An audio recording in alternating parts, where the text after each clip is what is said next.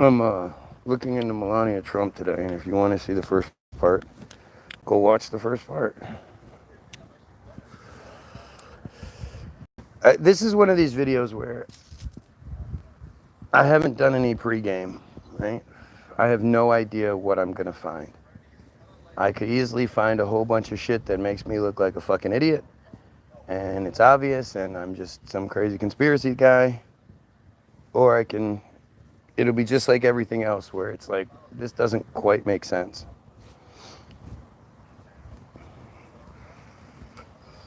So, we did early life and education, early modeling career. We didn't get far enough. Let's go back to early modeling career.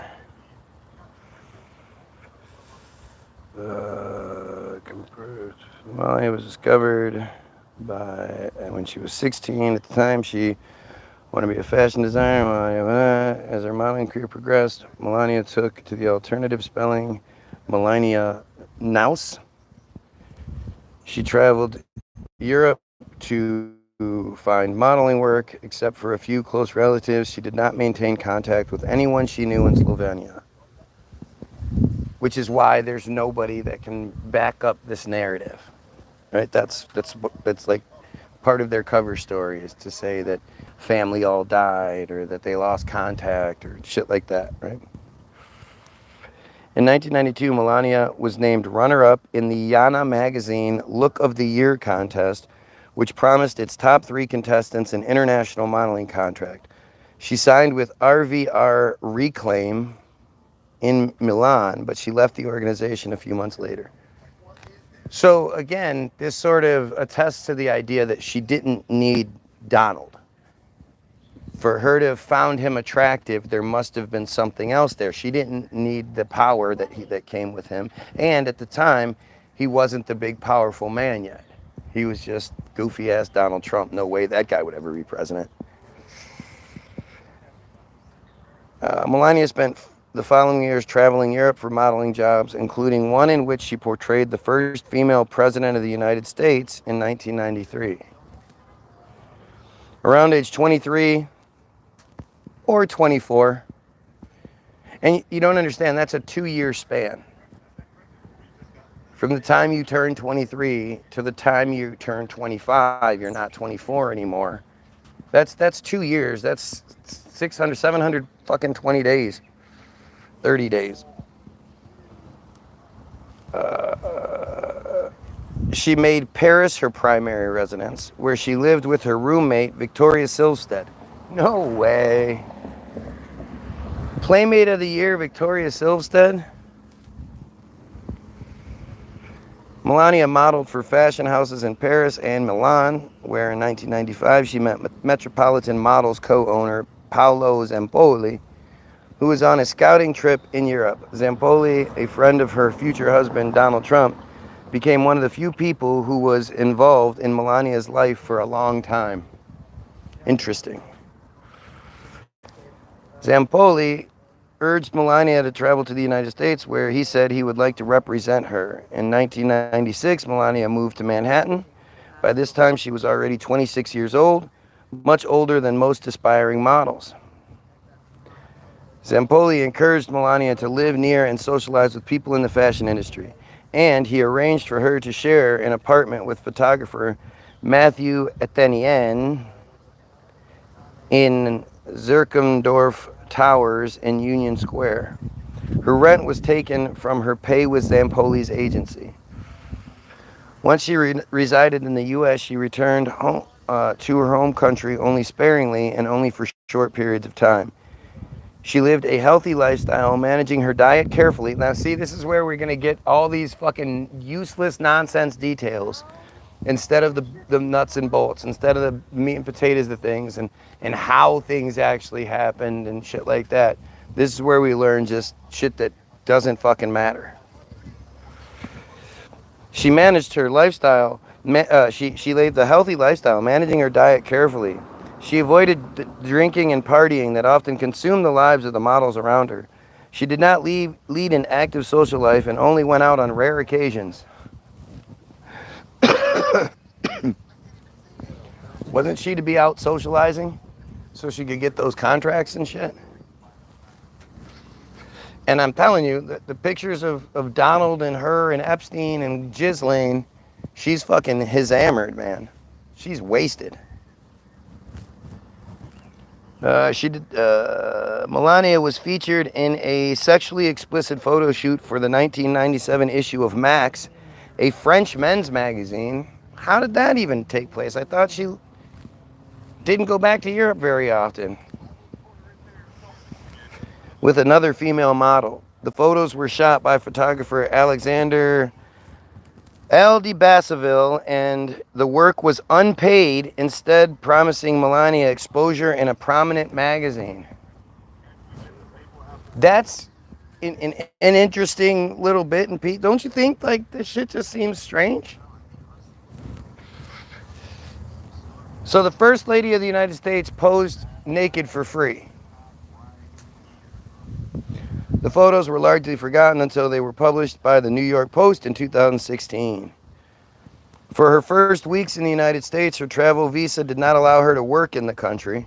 Despite this, she accepted 10 modeling jobs that earned her approximately $20,000, equivalent to $40,000 in 24.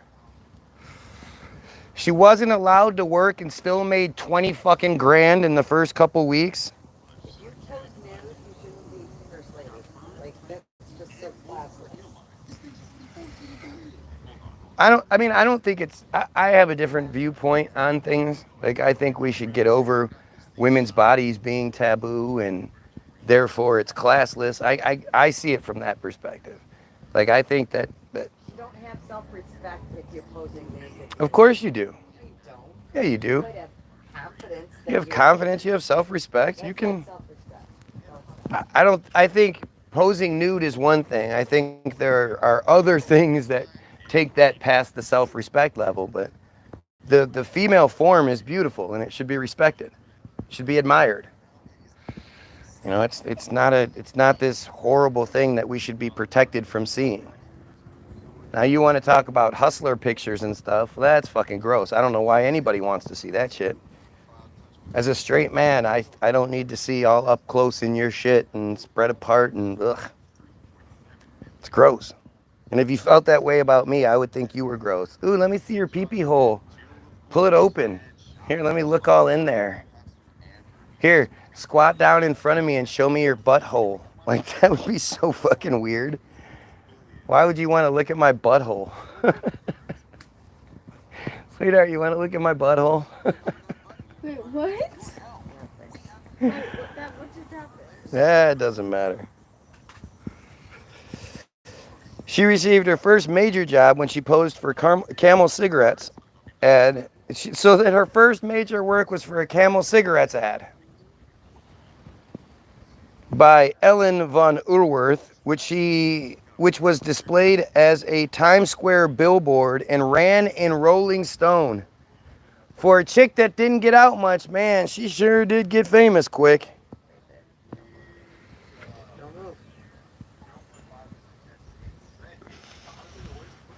The opportunity came about from a law that required cigarette ads to only feature individuals above the age of 25, which excluded most aspiring models. When her roommate, Etienne, left New York, Melania moved to an apartment off of Park Avenue.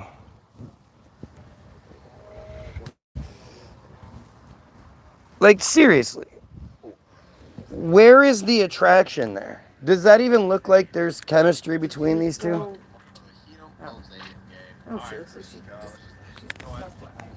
Right. That was in 1999. This is from 1999.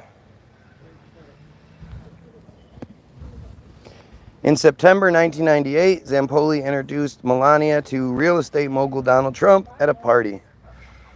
Donald had a date to the event, Selena Middlefart. Middlefart. That's her fucking last name.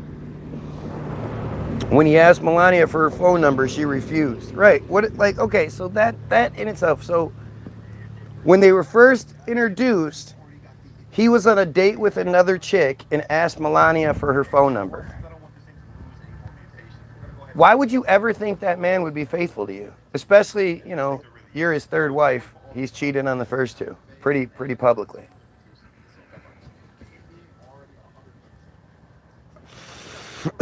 Instead, she insisted that he give her his own number.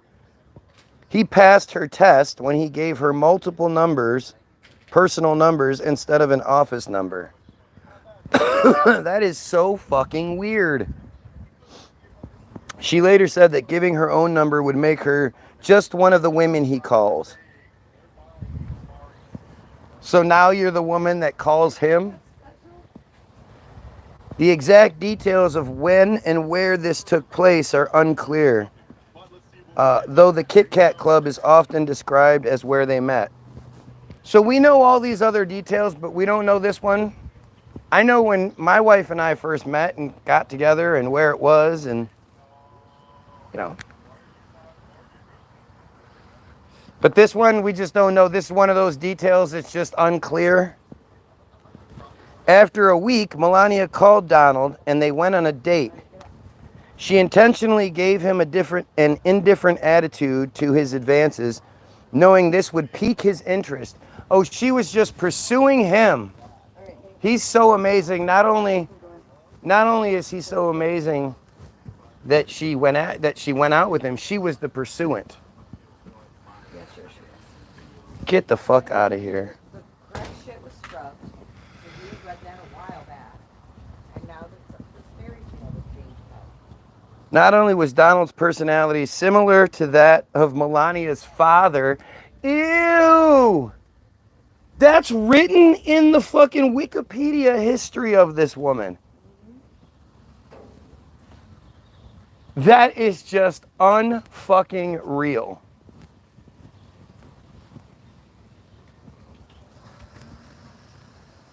Oh my God.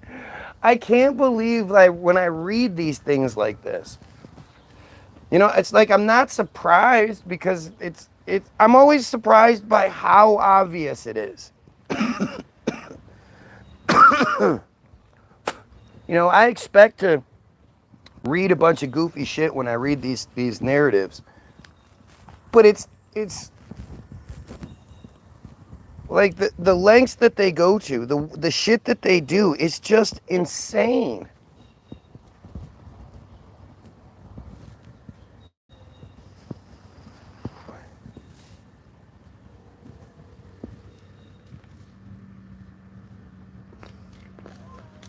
Hi. What a fucking weird ass shit. Okay. Not only was Donald, but like her father, but they were of similar ages and had similar physical appearances. How did you do it? You got to hear this.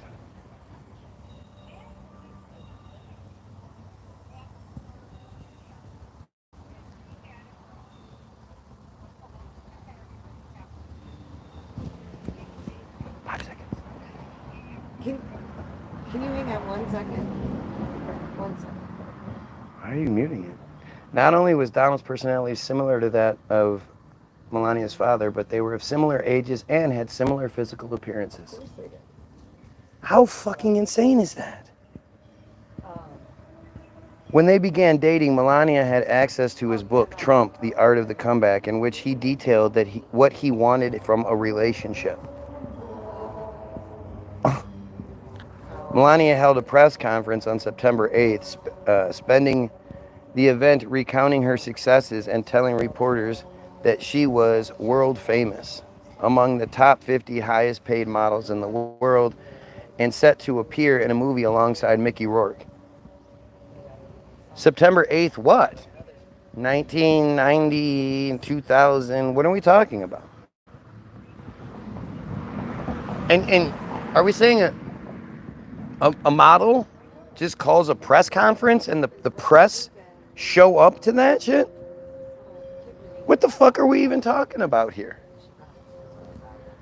The intention was to build her profile in anticipation of another ultimately unsuccessful cigarette ad campaign.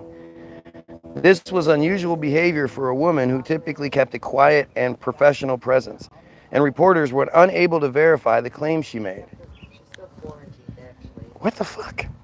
Just The Trumps have stated that they met at the New York Fashion Week shortly after this conference. But according to biographer Mary Jordan, rumors in the industry suggested their relationship had already developed by then. The relationship initially only lasted a few weeks. Melania left Donald after she saw his ex-girlfriend, Carrie Young, leaving Trump Tower, but she reunited with him the following week. She caught him cheating and still went back. Donald's fame and connections gave her new career opportunities. Shortly after the death of Jacqueline Kennedy, whom Melania and her mother had deeply admired, Melania met the Kennedy family at a gala. She continued to encounter celebrities while attending events with Donald. Melania continued her modeling career after meeting Donald, though she took fewer jobs as time went on and dedicated more time to him. That's gross.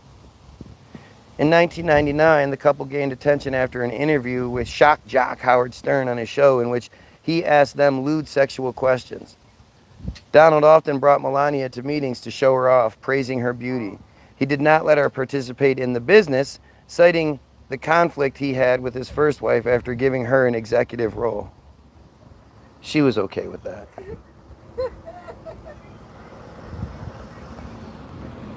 So right. here's Melania with Kylie Bax. Good Lord. Donald Trump and Bill Clinton. This chick is walking around in front of a former president and a future president and his wife in a shirt with her titties just hanging out like that. And Donald's all about it. Well, that's good. And Melania's standing next to Bill. And like, what the fuck is this? My wife would be so mad if a chick like that came to our house and was just, some hot broad was just walking around with her titties all hanging out. She would think it was disrespectful. Oh my gosh. Donald announced his candidacy for the Reform Party presidential nomination on October 7th. On October 7th, 1999.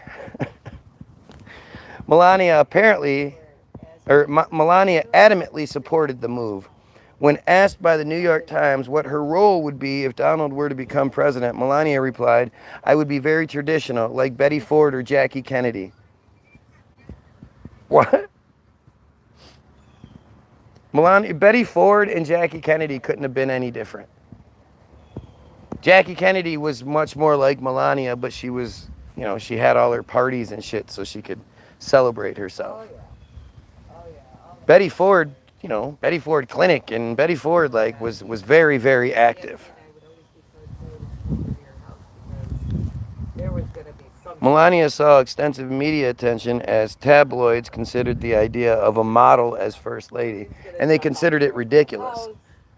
Melania was one of the first models recruited to Donald's modeling agency, Trump Model Management, after its creation in February of 1999. The following months, she appeared in several magazines and advertisements organized by individuals close to Donald. While Donald was organizing his campaign, Melania appeared in the February edition of Sports Illustrated swimsuit issue. That is fucking cheesy, man. Like, I'm all about women's liberation and all that shit. Your husband's running for president and you're posing for Sports Illustrated swimsuit edition? Are we in the same worlds here? Who does this make sense to? Who wanted to, when you're thinking about who you're going to vote for president-wise, who's going to do that? Thank you. You're welcome. This isn't us. Huh? Oh, wait. Oh, no, sorry, you're right. Yep. Thank you. Oh my God. The image featured her in a bikini alongside a large inflatable whale. And the shoot was run by Anthony Verglass, an associate of Zampoli's. Shortly after the suit, Verglass called Melania back for another project where he had her pose nude in a Bond girl aesthetic. Melania later said that she stood proudly behind her nude modeling work in a post on X in September of I 2024. think this is one of Alex's friends. Are we fucking serious here? Anyhow. Oh, Talk about trying to appeal to the lowest common denominator. well, see, Hey, that's my wife's hot. said naked. She's naked. You guys, if you vote for me, you'll get that constant reminder of a naked broad. Go back to school. You'll be able to go look her up and shit. It won't be like all those ugly other first ladies. You're just gonna get it. Donald had lobbied for her inclusion in a GQ spread, and her relationship with Donald allowed her to shoot access to his Boeing 727, which with Donald allowed the shoot access to his Boeing 727. Images from the shoot were featured in the January 2000 edition of GQ magazine. At the time, Donald's involvement was not made known. She then appeared in another sexualized photo where she was posted in a mock-up of the Oval Office. Remember when she cut all my hair off? I mean, this is wild that this is the history of the First Lady. This is what happens when you look up the First Lady. I'm not looking up some crazy tabloid something or some Alex Jones conspiracy page. I'm looking up the Wikipedia page that is actually totally locked. So all the cowards that hide behind anybody can edit Wikipedia. You can't edit this Wikipedia page. And then there's this part. So wait, we always have to show this. Just because people are stupid, right? And they if they want the way out, they'll try to find the way out. So for those looking for the way out, this is the IsraelNationalNews.com. Moetzet Yesh, in conjunction with My Israel, has arranged Instruction Day for wiki editors. The goal of the day is to teach people how to edit in Wikipedia, which is the #1 source of information today in the world. As a way of example, if someone says the Gaza flotilla, we want to be there. We want to be the guys who influence what is in there, how it's written, and to ensure that it's balanced and Zionist in nature. I came here to learn. Okay, so there you go. That's at the time, 2010, future Prime Minister of Israel, Naftali Bennett. Currently, he is former Prime Minister Naftali Bennett.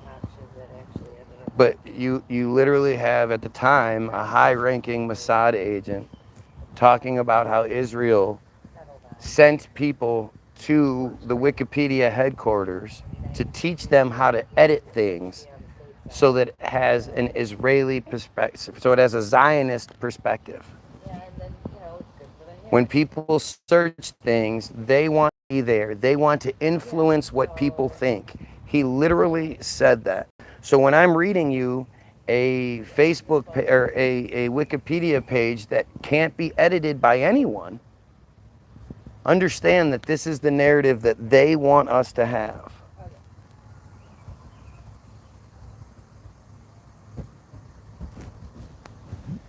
Her modeling career basically consists of, after he first ran for president in 2000, while he was running for president, she posed for a swimsuit and Sports Illustrated swimsuit.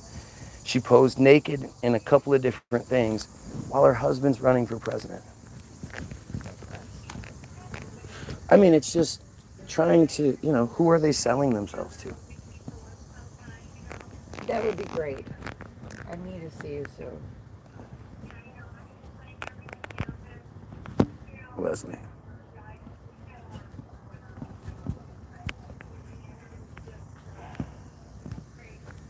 Oh yeah, it's been one thing after another.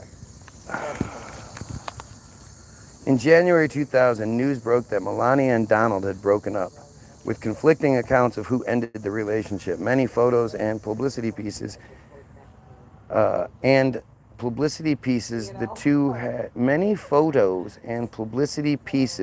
two had done together were quickly edited before publication to accommodate the change.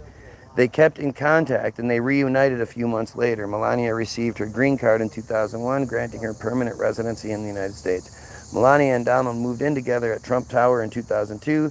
She made her first appearance on Donald's game show, The Apprentice, in April 2004, when an episode had the contestants visit their penthouse.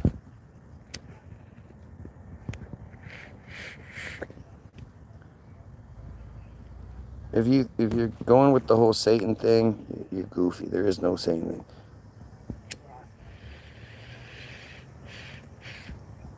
If you really want to know about Hollywood, the most important film ever made is a film called Hollywoodism.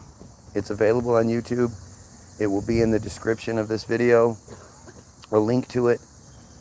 If that link's been removed, it's available in multiple uploads.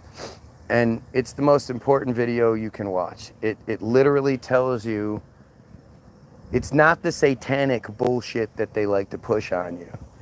It's much more of the reality of them using Hollywood to influence how we think. And they don't hold back. It's not a conspiracy video, it's a flex video that they made,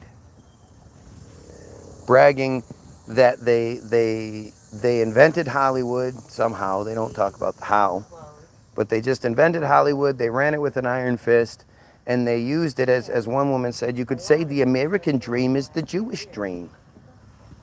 That they made Hollywood, they made America into the land that they wanted it to be.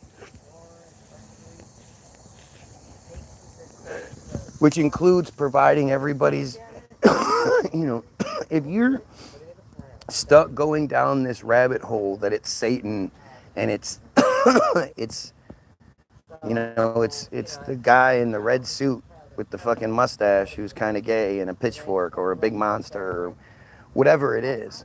Or even if you go, well, the Jews are the synagogue of Satan, says the Bible. Of course, because when they call things satanic, a good portion of the people will just go, I'm going to stay away from it. I don't even want to know if it has something to do with Satan. Oh Lord, keep that out of my life. They don't look further once they hear Satan. That gives them the answer.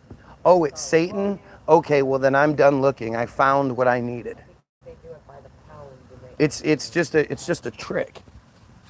And so many people get stuck on that. Despite all the evidence clearly available to them in every interview, every movie, everything, every story ever made where it's literally all J's. They want to talk about some satanic bullshit. Because the Jays are smart enough to put a bunch of goofy symbols in their shit and make you think one thing or another. Make you concentrate. These are the breadcrumbs. You're finding breadcrumbs in the bread factory and you're like, look at me, I'm super smart. They provide all the breadcrumbs so you're distracted. They provide that was a little black kid in the truck with him. That's weird. Hope his daughter's not kissing her. That means he'll never kiss her again, remember? Anyhow. All right, well, I am going to move on to my head next and figure out whose address this is. And so, and that's, it totally plays into this.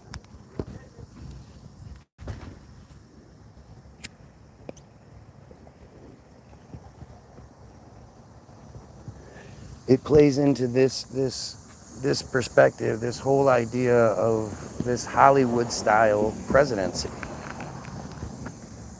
Using celebrities. They created the celebrity as there was time in between when these people made movies and they didn't want them to be forgotten.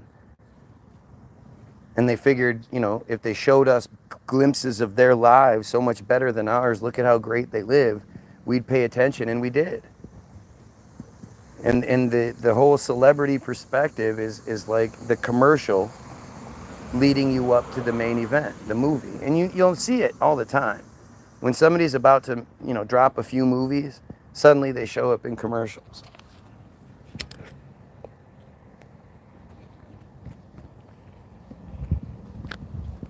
And you can say it's, because they're trying to take advantage of the movie status, but they're not. The movie comes afterward.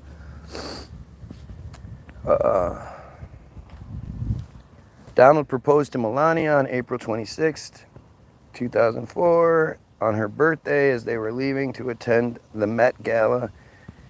He reasoned that she was more willing to wed as she had not insisted on marriage, and he felt she was an influence in the success he had seen over the previous years. She was also signed his prenuptial agreement without issue. A few months before the wedding, Melania traveled to Paris with Anne Wintour and Andre Leon Talley to find a wedding dress. And Melania decided, like, who gives a fuck about this?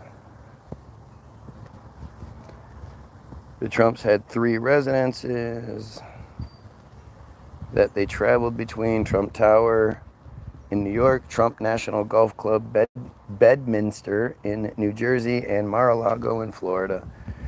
To have her own private abode, Melania had a private spa constructed on the top floor of Trump Tower.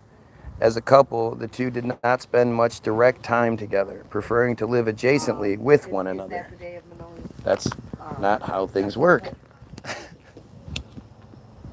right, and what city is that in? Oh, it's okay. Trump's absolutely a gay guy. When you pay attention to his mannerisms, the way he talks, he reminds me of some old meth addict gay guy. When he really gets talking and he's not quite paying attention and his arm gets a flapping and a flying, he's very effeminate. He walks like a woman. He walks like someone who's attempting to hide their flamboyant walk.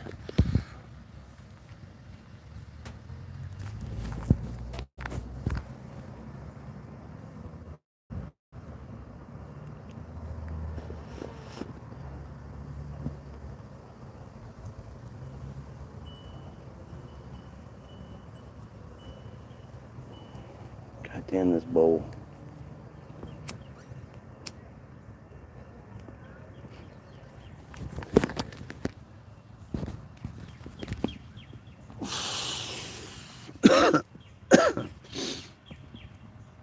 According to Donald, their passive relationship suited him because he worked for a living and did not want to come home and work at a relationship. Melania accepted a transaction element in their relationship, though she cared about Donald and did not believe that she was a gold digger. Though she cared about Donald and did not believe that she was a gold digger. She didn't believe that she was. That's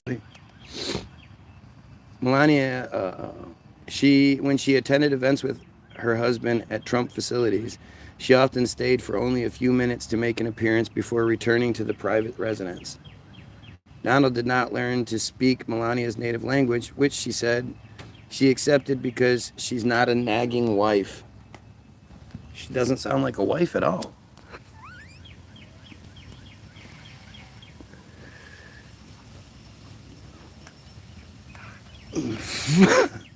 Upon marrying Trump, Melania became stepmother to his 4 children, Donald Trump Jr., Eric, and Ivanka, from his first marriage to Ivana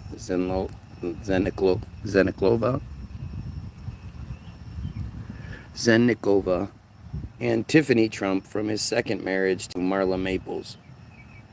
Don't hear much from Tiffany Trump.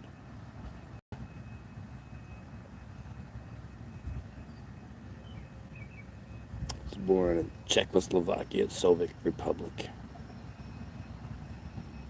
Raised Catholic. Melania had especially bonded with Tiffany, who was 6 when Melania began dating Tiffany's father. And she made sure she felt included among her half-siblings. I never see this Trump.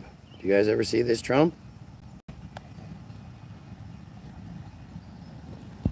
When Melania herself became pregnant, it was widely covered in the media. This included her second appearance on the cover of Vogue, featuring her pregnant body in a bikini and an open coat. Melania spent months with her sister and her parents, who visited throughout the pregnancy. She also oversaw the construction of a nursery in Trump Tower. She had a baby shower at the FAU Schwartz toy store, but she insisted that the toys and gifts she received be donated to Children's Hospital.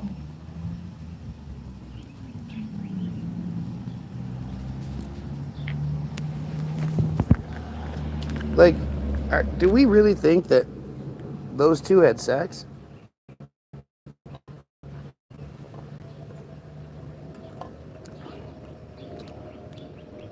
2006, what'd I say? He was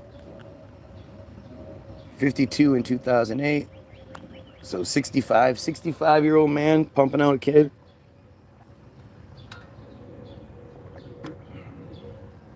March 20th, 2006, Melania and Donald had a son, Barron Trump. Melania chose her son's middle name, Barron William Trump. Melania chose her son's middle name while Donald chose his first name. Donald had previously used the name Barron as a pseudonym for when he posed as his own public relations agent. After Barron was born, Melania was active in his life and accordingly spent less time attending events with her husband. Pretty hard not, to spend less time apparently. Donald made it clear to her that if they had a child, he would not be actively involved in the child's life. Melania later said she approved of this, stating that she didn't want him changing diapers or putting Barron to bed. Why? That's weird. And not only is it weird, this is the Wikipedia narrative. She avoided the use of nannies, with a few exceptions in Barron's earliest years, insisting on raising him herself. This decreased social activity meant that Donald began courting supermodels again, which made Melania uncomfortable. According to biographer Mary Jordan, Melania did not know about the women who later alleged they had extramarital affairs with him. Oh, come on. What would make her think that she was loyal to him? Melania stayed out of the public spotlight after she settled into her life as a Trump, accepting occasional charity work and an appearance in an Affleck commercial. She became a citizen of the United States on July 28, 2006. She then sponsored her parents using the chain migration immigration process that her husband later repeatedly criticized. Oh my God. Melania and Barron maintained dual citizenship, both with the United States and Slovenia. Spending most of her time at the Trump residences, she rarely kept companions besides her parents and son. As her son reached childhood, Melania found herself with more time for other pursuits. How? She trademarked her name Melania in 2009 as a jewelry brand, which she used to sell less expensive jewelry pieces on QVC. She was intentional about not using the Trump name in her branding, correcting reporters who called it Melania Trump. She drew the designs herself, which were based on 3 places where she had lived: New York, Palm Beach, and Paris. Not Slovenia. Over the following years, she released additional Melania collections, and they sold out each time. Melania then developed a line of caviar-infused skincare products under the brand Melania Marks Skincare in 2011. This is just the strangest fucking narrative. The brand never launched. It brought about a legal case when the company selling the products, New York Sunshine, underwent management changes and voided the contract. The company alleged one executive had given a sweetheart deal to the Trumps because he was a family friend. The case was decided in Melania's favor, and the amount to be paid to her was settled out of court. She had initially sued the company for $50 million in lost revenue. Wow.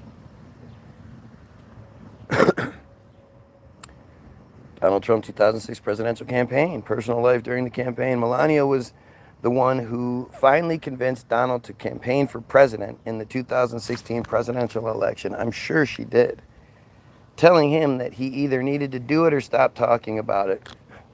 So it was probably one of those, just do it or stop talking about it. God, I'm so sick of hearing you.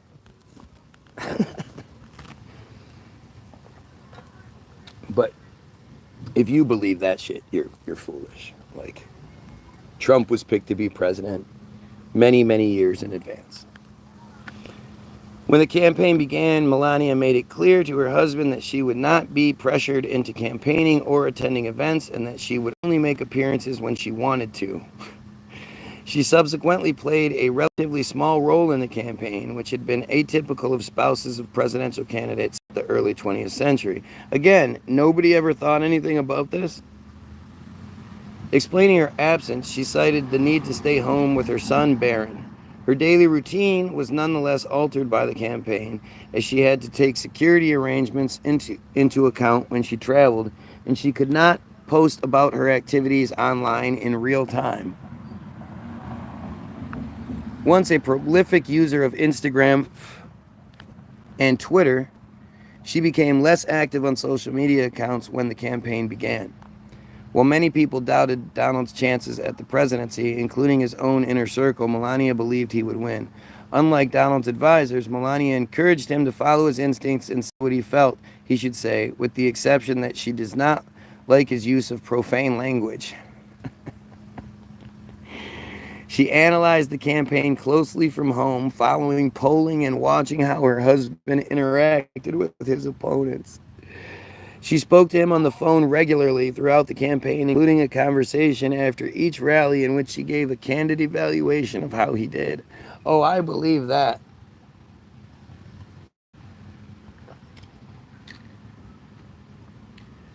Melania's career as a model was an advantage during the campaign, as she was prepared for photographers and did not need to hire a fashion consultant. As a model, she was required to be deliberate in all of her movements, including how she stood and walked. She resented being called shy during the campaign, saying that this was only an impression spread by people who only briefly met her and wanted their 15 minutes of fame.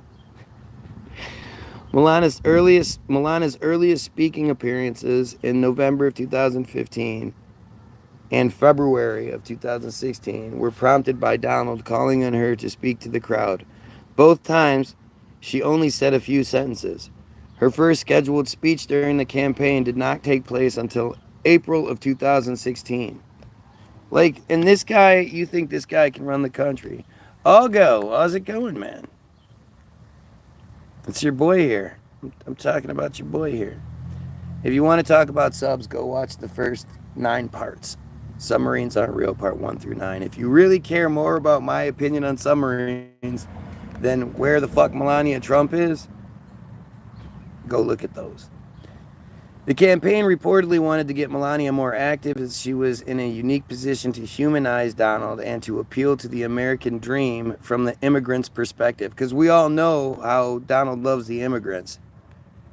Hope Hicks was the campaign's main liaison with Melania, facilitating any appearances that she wished to make. Melania trusted Hicks's judgment and allowed her to weigh the importance of a given appearance.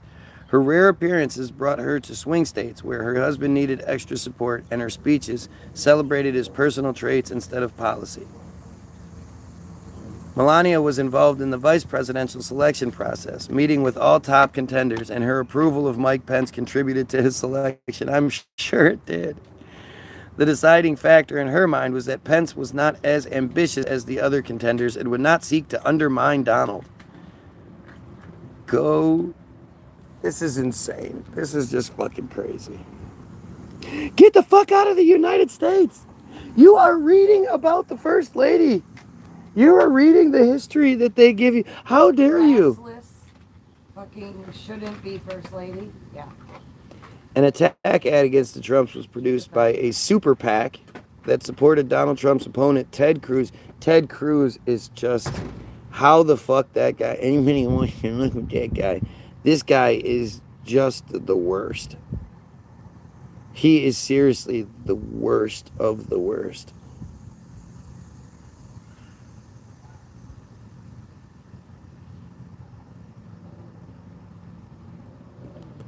Um,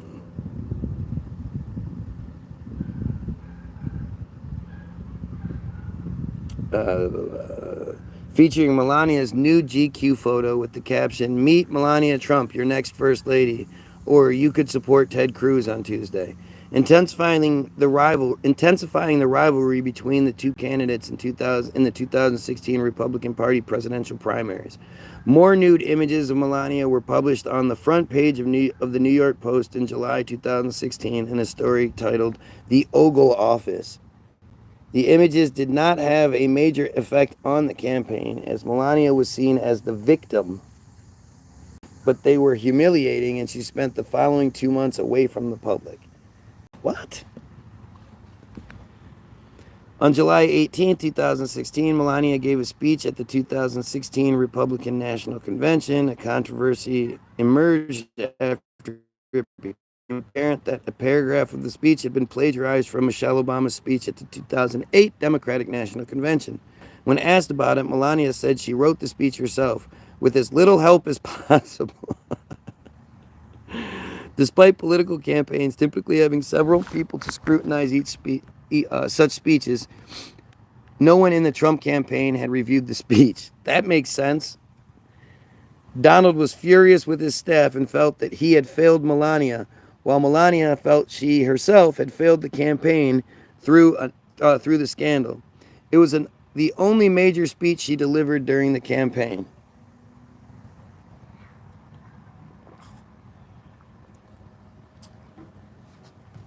I mean, it would work out better for them if they just said she was an agoraphobic. Because otherwise, it just doesn't make sense as to why this is like okay. Like, there's clearly not a happy, structured, you know, positive work together household there. These people barely communicate with each other. And you can see it in her body language towards him. She is rightfully disgusted by him. Like, how could she look in the mirror and be like, I look like this and he looks like that? Are you fucking kidding me? Plus, he's cheating on her all the time and shit. Like, isn't it funny how every time I look up, I see clouds with straight lines now, right angles and straight lines. There's a corner. There comes down again. Like, look at these shapes that are in the clouds. You don't make, animals in the clouds anymore. It doesn't work that way. Strange. It looks like a video game sky to me, because if you know anything about video games, you know they can't actually make circles. What they do is they make, they'll make straight lines, or like, usually it's a straight or a curved line, but a curved line again is like up and down. They can pull it a little bit,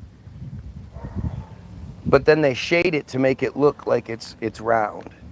There's no round anything in the zeros and the ones and zeros of the programs.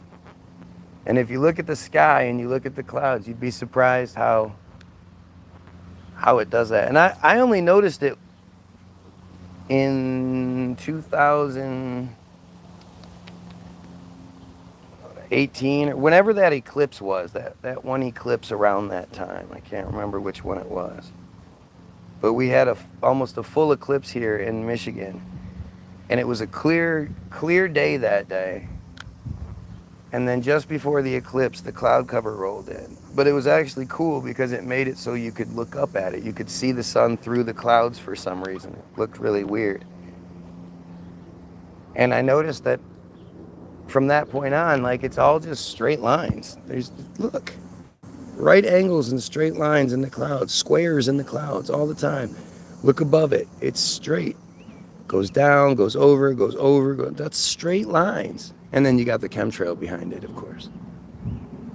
It's really weird. And you know, I'm sure it's just another thing that I'm crazy about. But it fits the narrative that we don't live on a spinning ball flying through space and we live in a manufactured reality. Who knows? I'm crazy. Um,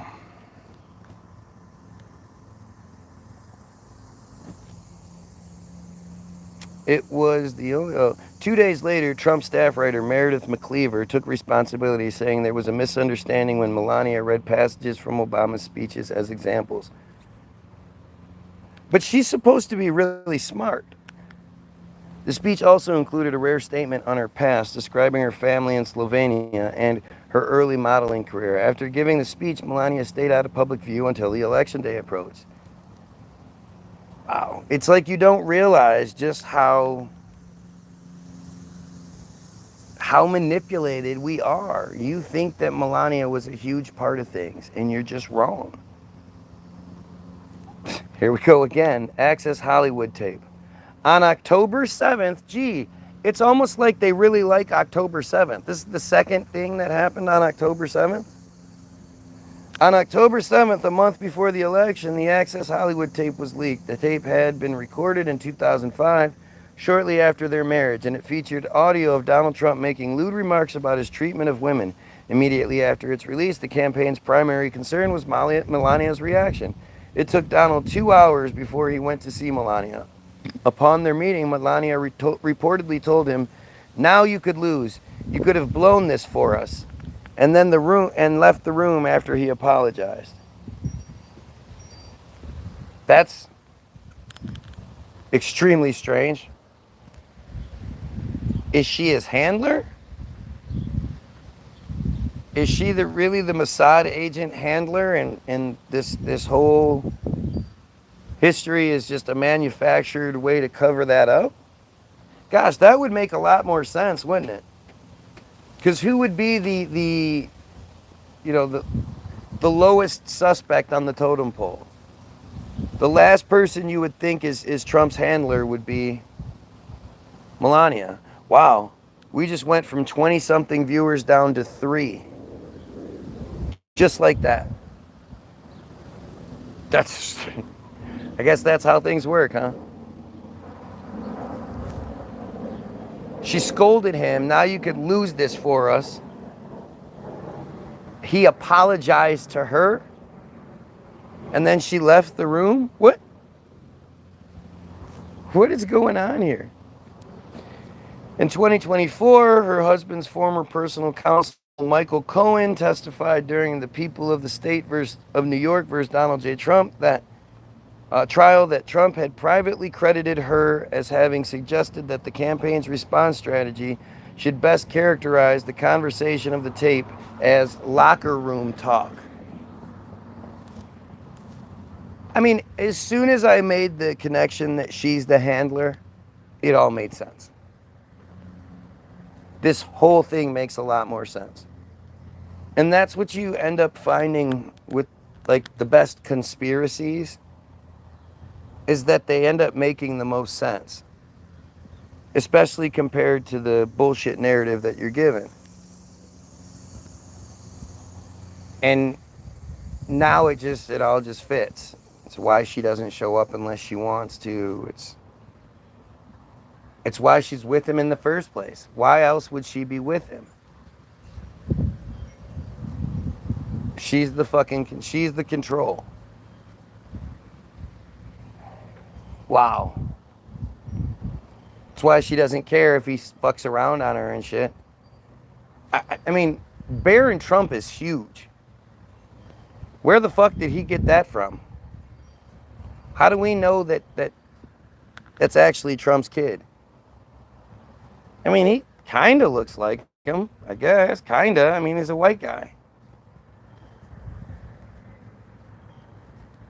It's interesting.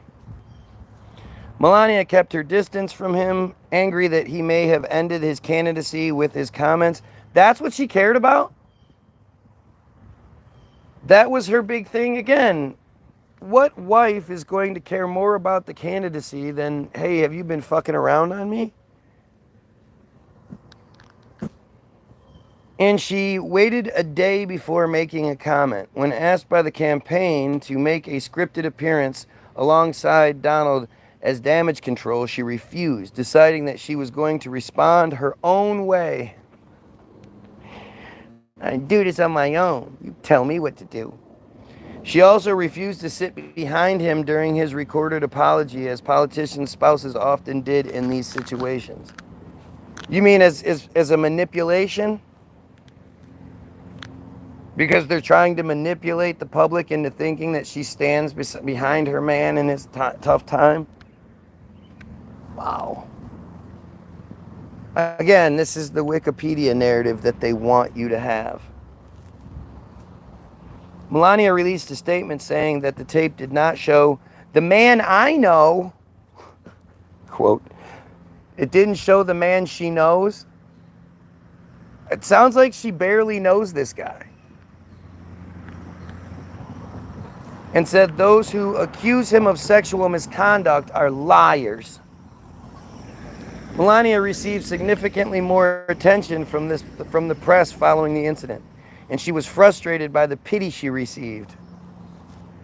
A few days later, she attended a presidential debate wearing a pussy bow. What is a pussy bow? A laviere,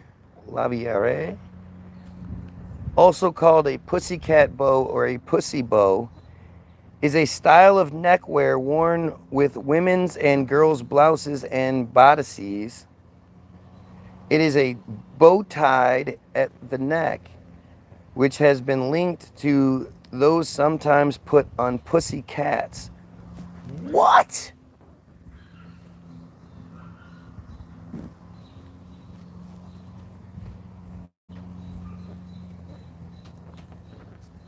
What?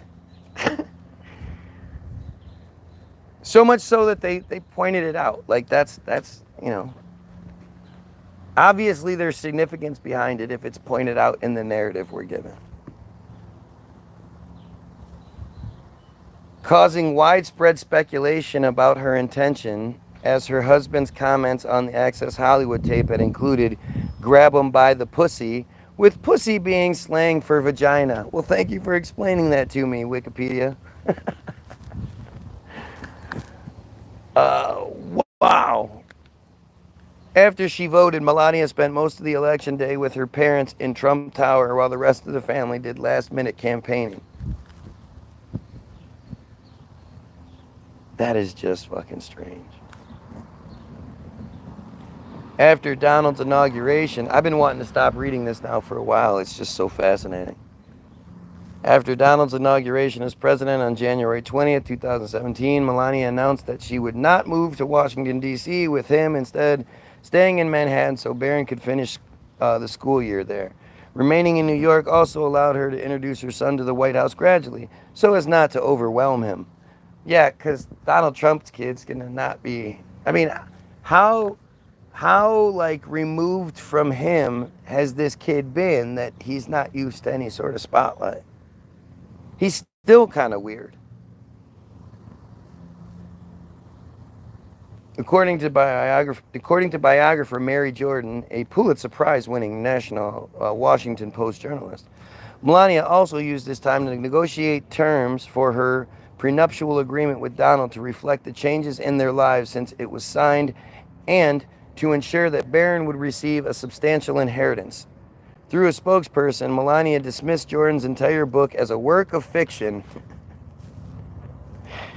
Melania was the second foreign-born woman to hold the title of First Lady after Louisa Adams, who was born in England. And Melania was the first naturalized citizen to hold the title. Like, considering how much Trump hates immigrants. Sorry, they're not all hot chicks who can pop their tits out and get special treatment. Like, what a fucking insane thing here. She has said that she can speak English, Italian, French, and German in addition to her native Slovene, but in public she only speaks English and Slovene.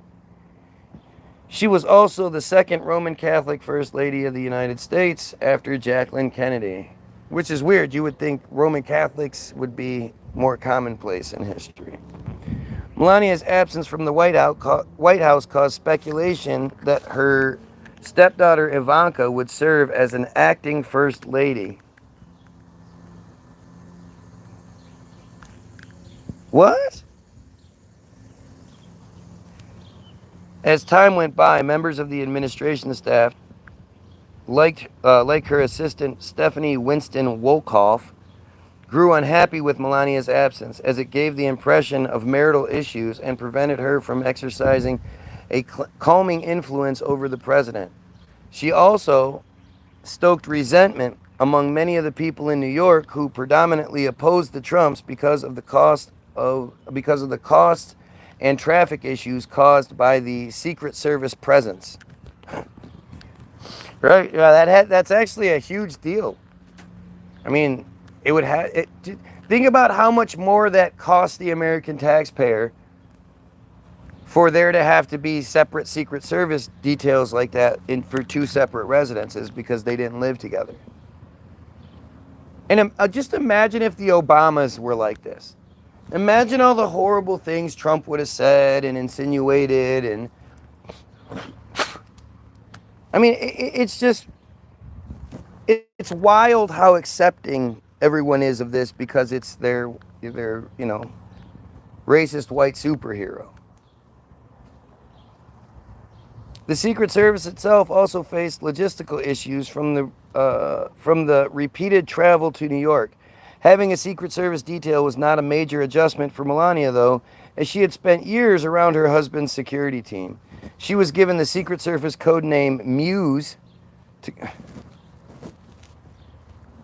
She's Donald Trump's muse, meaning she inspires his actions because she's his handler. Holy fucking shit, man.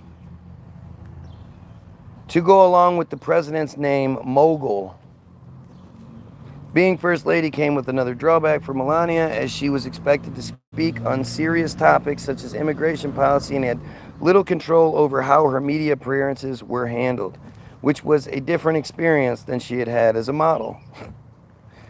When the Trump administration's White House website was posted, Melania's biographical information caused controversy because it listed her jewelry business. Though it had already ceased operations, critics alleged that it was an attempt to promote her business with government resources. Another allegation of attempting to profit from her role as First Lady came up in February when she sued the Daily Mail for libel after it alleged in 2016 she had worked for an escort agency. The suit was initially for lost career opportunities, but this was changed to emotional distress when she received questions about why she expected to have career opportunities as First Lady. Yeah, no shit. That's exactly what I was thinking. On March 8th, 2017, Melania hosted her first White House event, a luncheon for International Women's Day. She spoke to an audience of women about her life as a female immigrant and about working towards gender equality both domestically and abroad, noting the role of education as a tool against gender inequality. The Trumps visited Vatican City in May 2017. As Melania was visiting as a Roman Catholic, Pope Francis blessed her rosary beads and she placed flowers at the feet of a statue of the Madonna at the Vatican's Bambino Gesù Children's Hospital. What kind of fucking weird ass ritualistic kind of shit is that? And is this before or after Trump,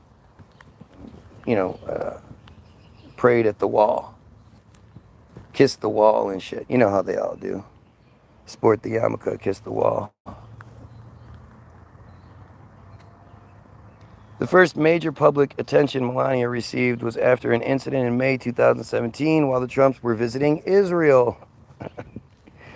Donald had forgotten that Melania was by his side when he was walking with Prime Minister Benjamin Netanyahu, and she fell behind from the group. Humiliated, she slapped away his hand when he reached out behind him to grab hers. This was the first time press coverage of Melania took notice of an independent streak. Shut up.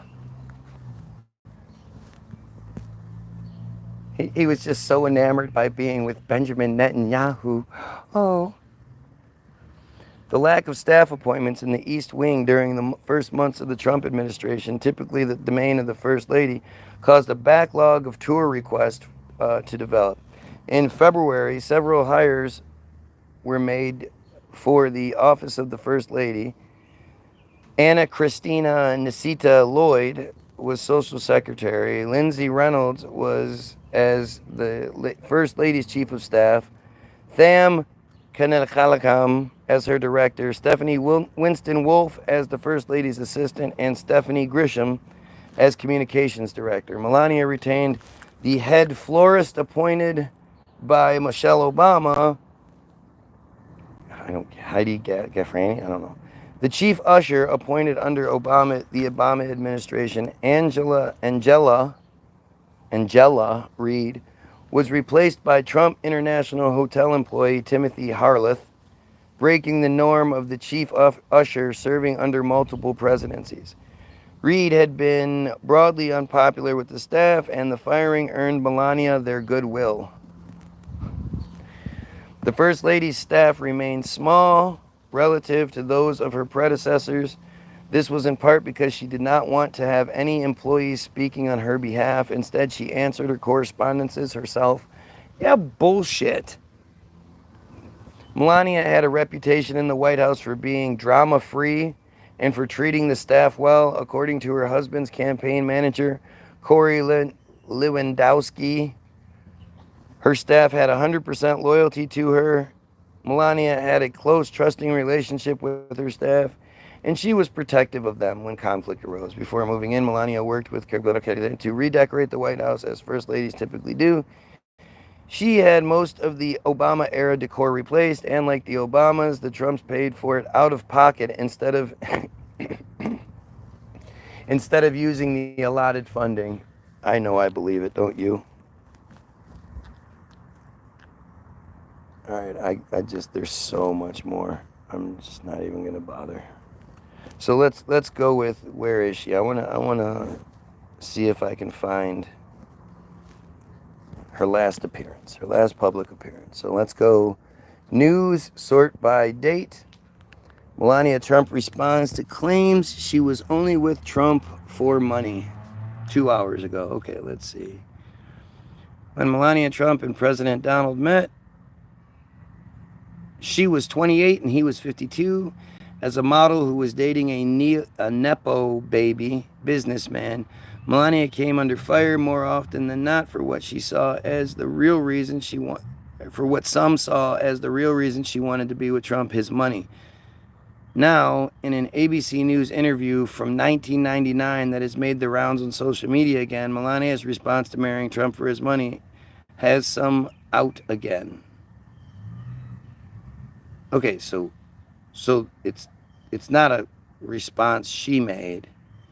This is from 1999. Why do I care about what was said in 1999? Melania's cryptic message for haters as Trump files lawsuit against Wall Street Journal. This is the Irish Star. Melania posted a pointed message backing Donald Trump amid Jeffrey Epstein client list rumors, just as he sued the Wall Street Journal for $10 billion over a report. So we have just another tweet. Okay. Ukrainians praise Agent Melania for turning Trump against Putin. What? Ukrainians have praised undercover agent Melania Trump for convincing her husband to turn against Putin following his apparent change of heart on Russia. What? Following a series of failed talks between the U.S. and Russia, Trump admitted during a press conference on Monday that it was his wife who played a key role in pointing out the duplicity of the Russian president, who has repeatedly embarrassed the White House by saying one thing and doing another. I go home. I tell the First Lady I spoke with Vladimir today. We had a wonderful conversation, Trump told reporters in the Oval Office. She said, really? Another city was just hit. Oh, really? Another city was just hit. Like, that's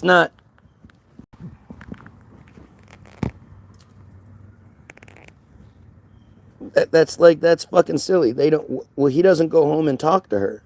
They don't live together. Or are we saying they do now?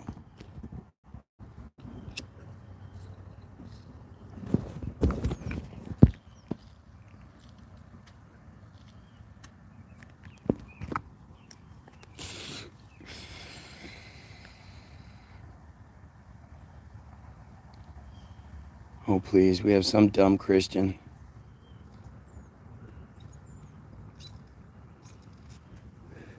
We thought we had a deal numerous times. I get home, I say, First Lady, I think I had the most wonderful talk with Vladimir. I think we're finished.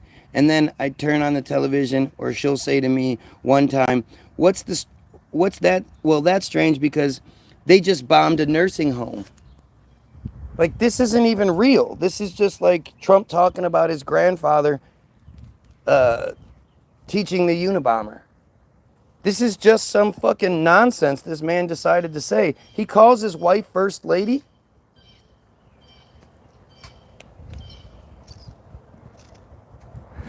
I say to her, First Lady, we just had a great talk with Vladimir.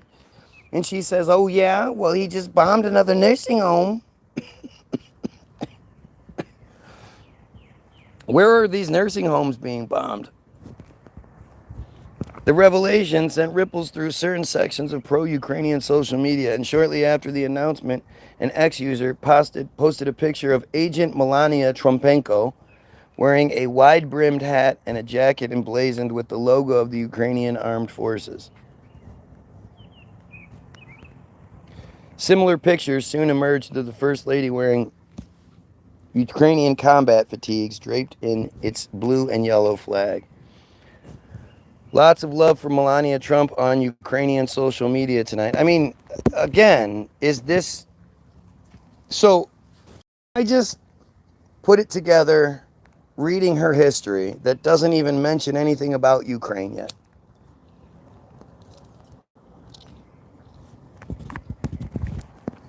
Even though isn't Yugoslavia Ukraine? Aren't those... Isn't... Didn't Yugoslavia get swallowed up by Ukraine? Am I misthinking that there?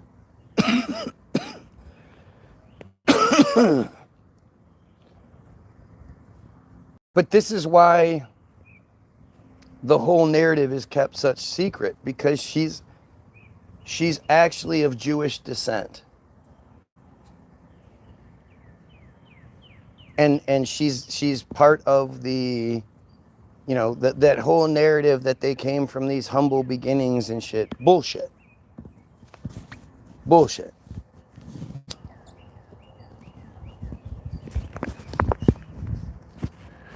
That's why she has multiple multiple spellings of her name. Because they steal identities.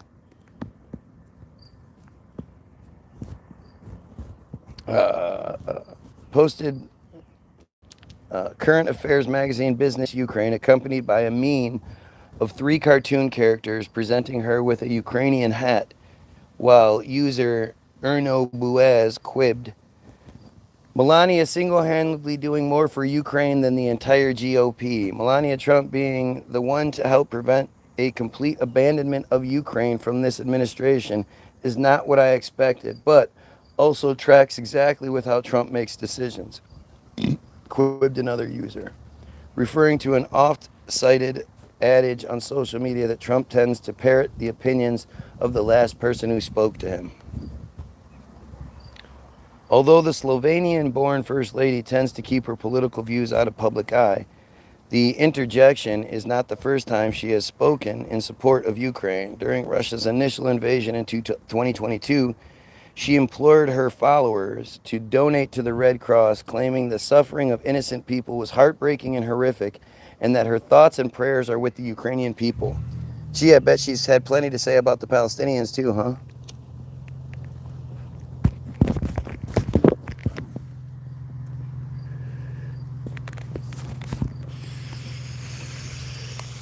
somebody is saying that God talks to them.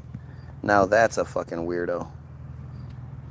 Following the latest setback with Putin, Trump reportedly asked Ukrainian President Volodymyr Zelensky if his country's military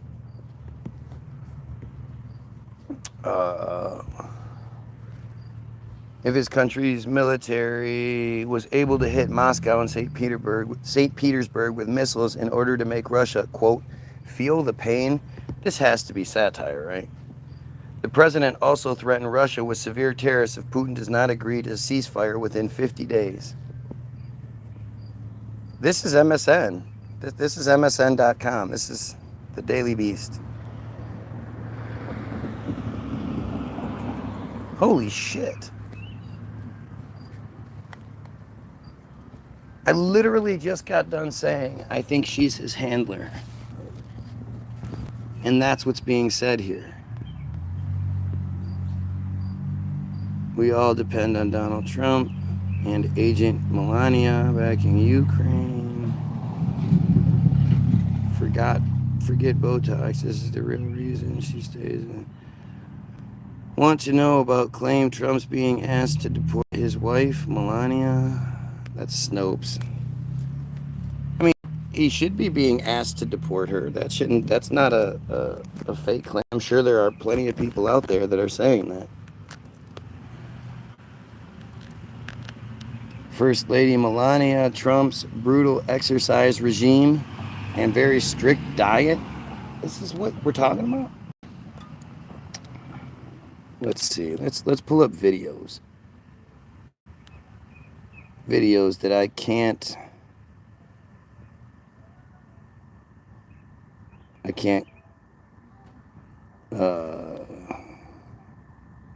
filter for newest.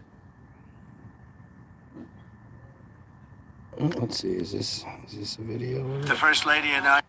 The final challenge is about to begin. The challenge is...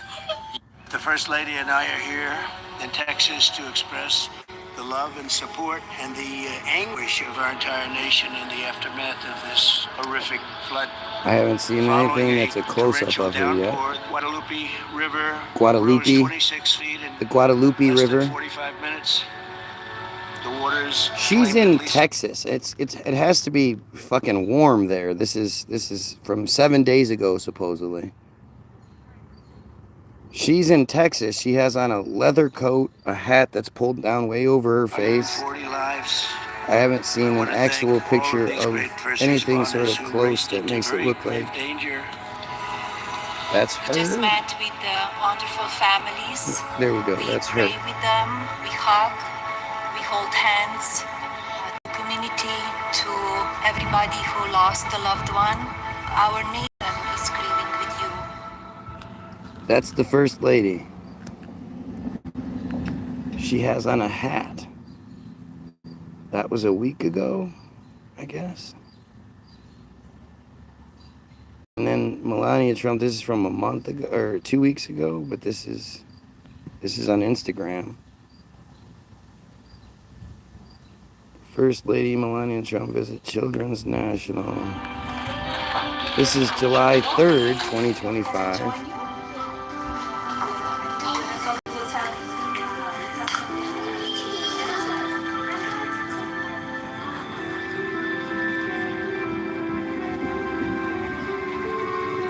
I mean, this could easily be staged.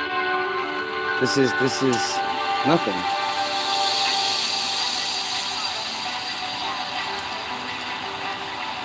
Every single shot of her is like a half a second long. There's all this, like, look at all this. Watch this. We see her just so briefly. Oh, there's a kiss, okay. Oh, now let's look at some trees. Some flowers and shit. Is that her? Oh, can't tell. Some plants, some more trees, some more flowers and flags and shit. Oh, there she is. There she. Oh, wait, no, forget it. Beads. Some kids. Is that her? Is it? Oh no. Oh, is that her? That's her from the side. We can kind of see. Oh, look, is that her? Oh, can't. Her hair's in the way. Oh, that's it. Because that couldn't be a staged video there. Why not show us just a video of her fucking walking? What a weird thing. And first I joined the intent for the FIFA. When the fuck is this supposed to be? Like this if this didn't just happen.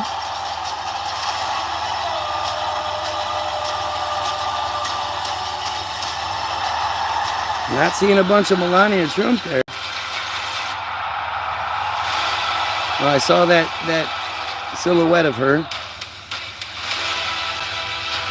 I don't see her. I didn't see her. I don't know what the hell we're talking about here.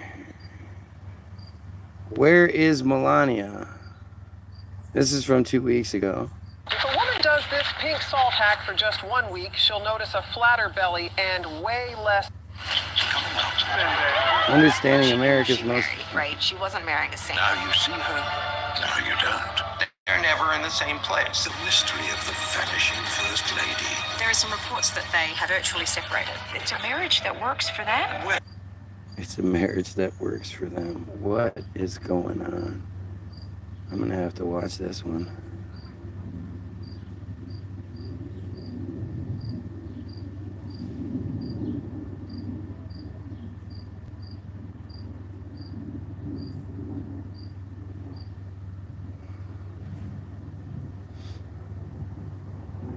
Melania speaks about flooding in Texas. Here you go.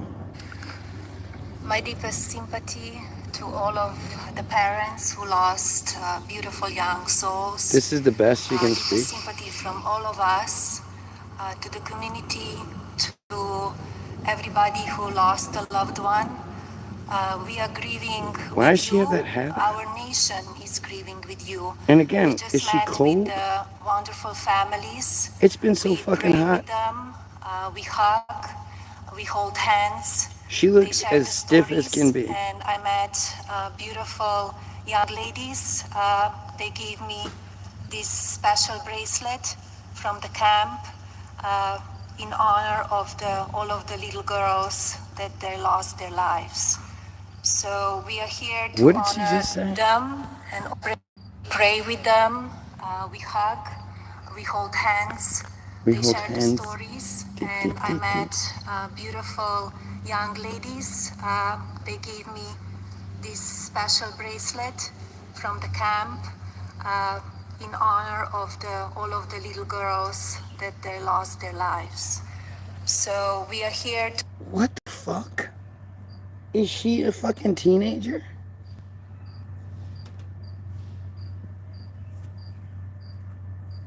I mean, that is the First Lady of the United States of America.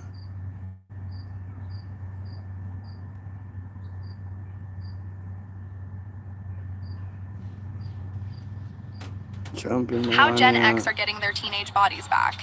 So Emotional this is my mom, meeting and with this is my grandma. I recently posted a USAF picture of officer and wife. Oh, here we are with the hat on again. I don't know if it's the same thing. No, because he had the hat on at the other one.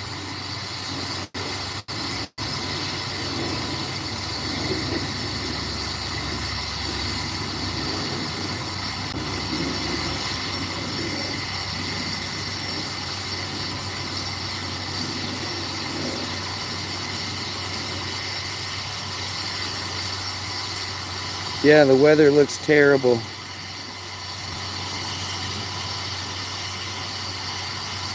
It looks awful. And you know, it's Texas. Texas in the middle of the summer, it's just terrible weather.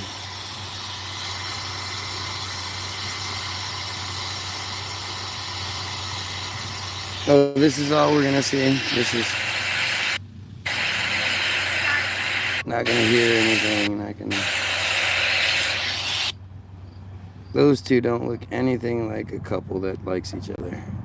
My wife and I look like we like each other more than they do.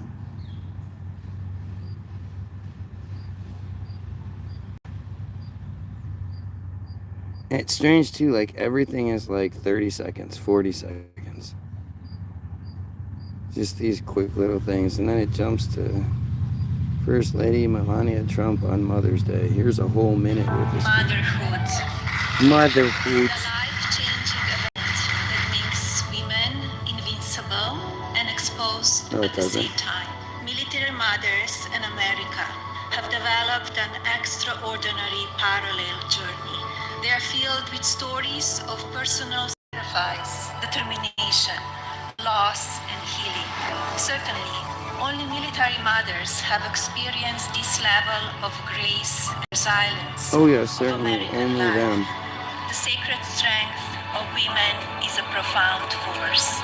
With unwavering love and nurturing wisdom, we Just stupid.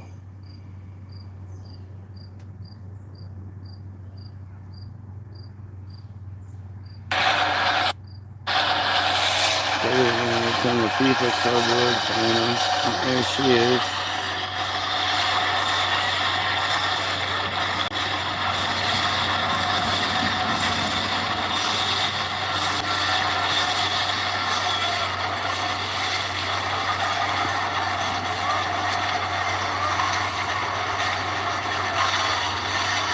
There's no chemistry between those two.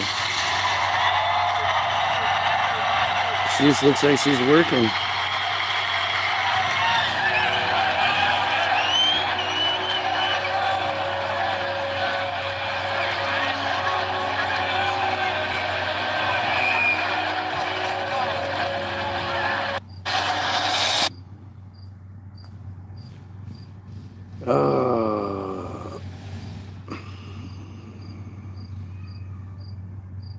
Video. First Lady Melania Trump addresses. This is abcnewsgo.com.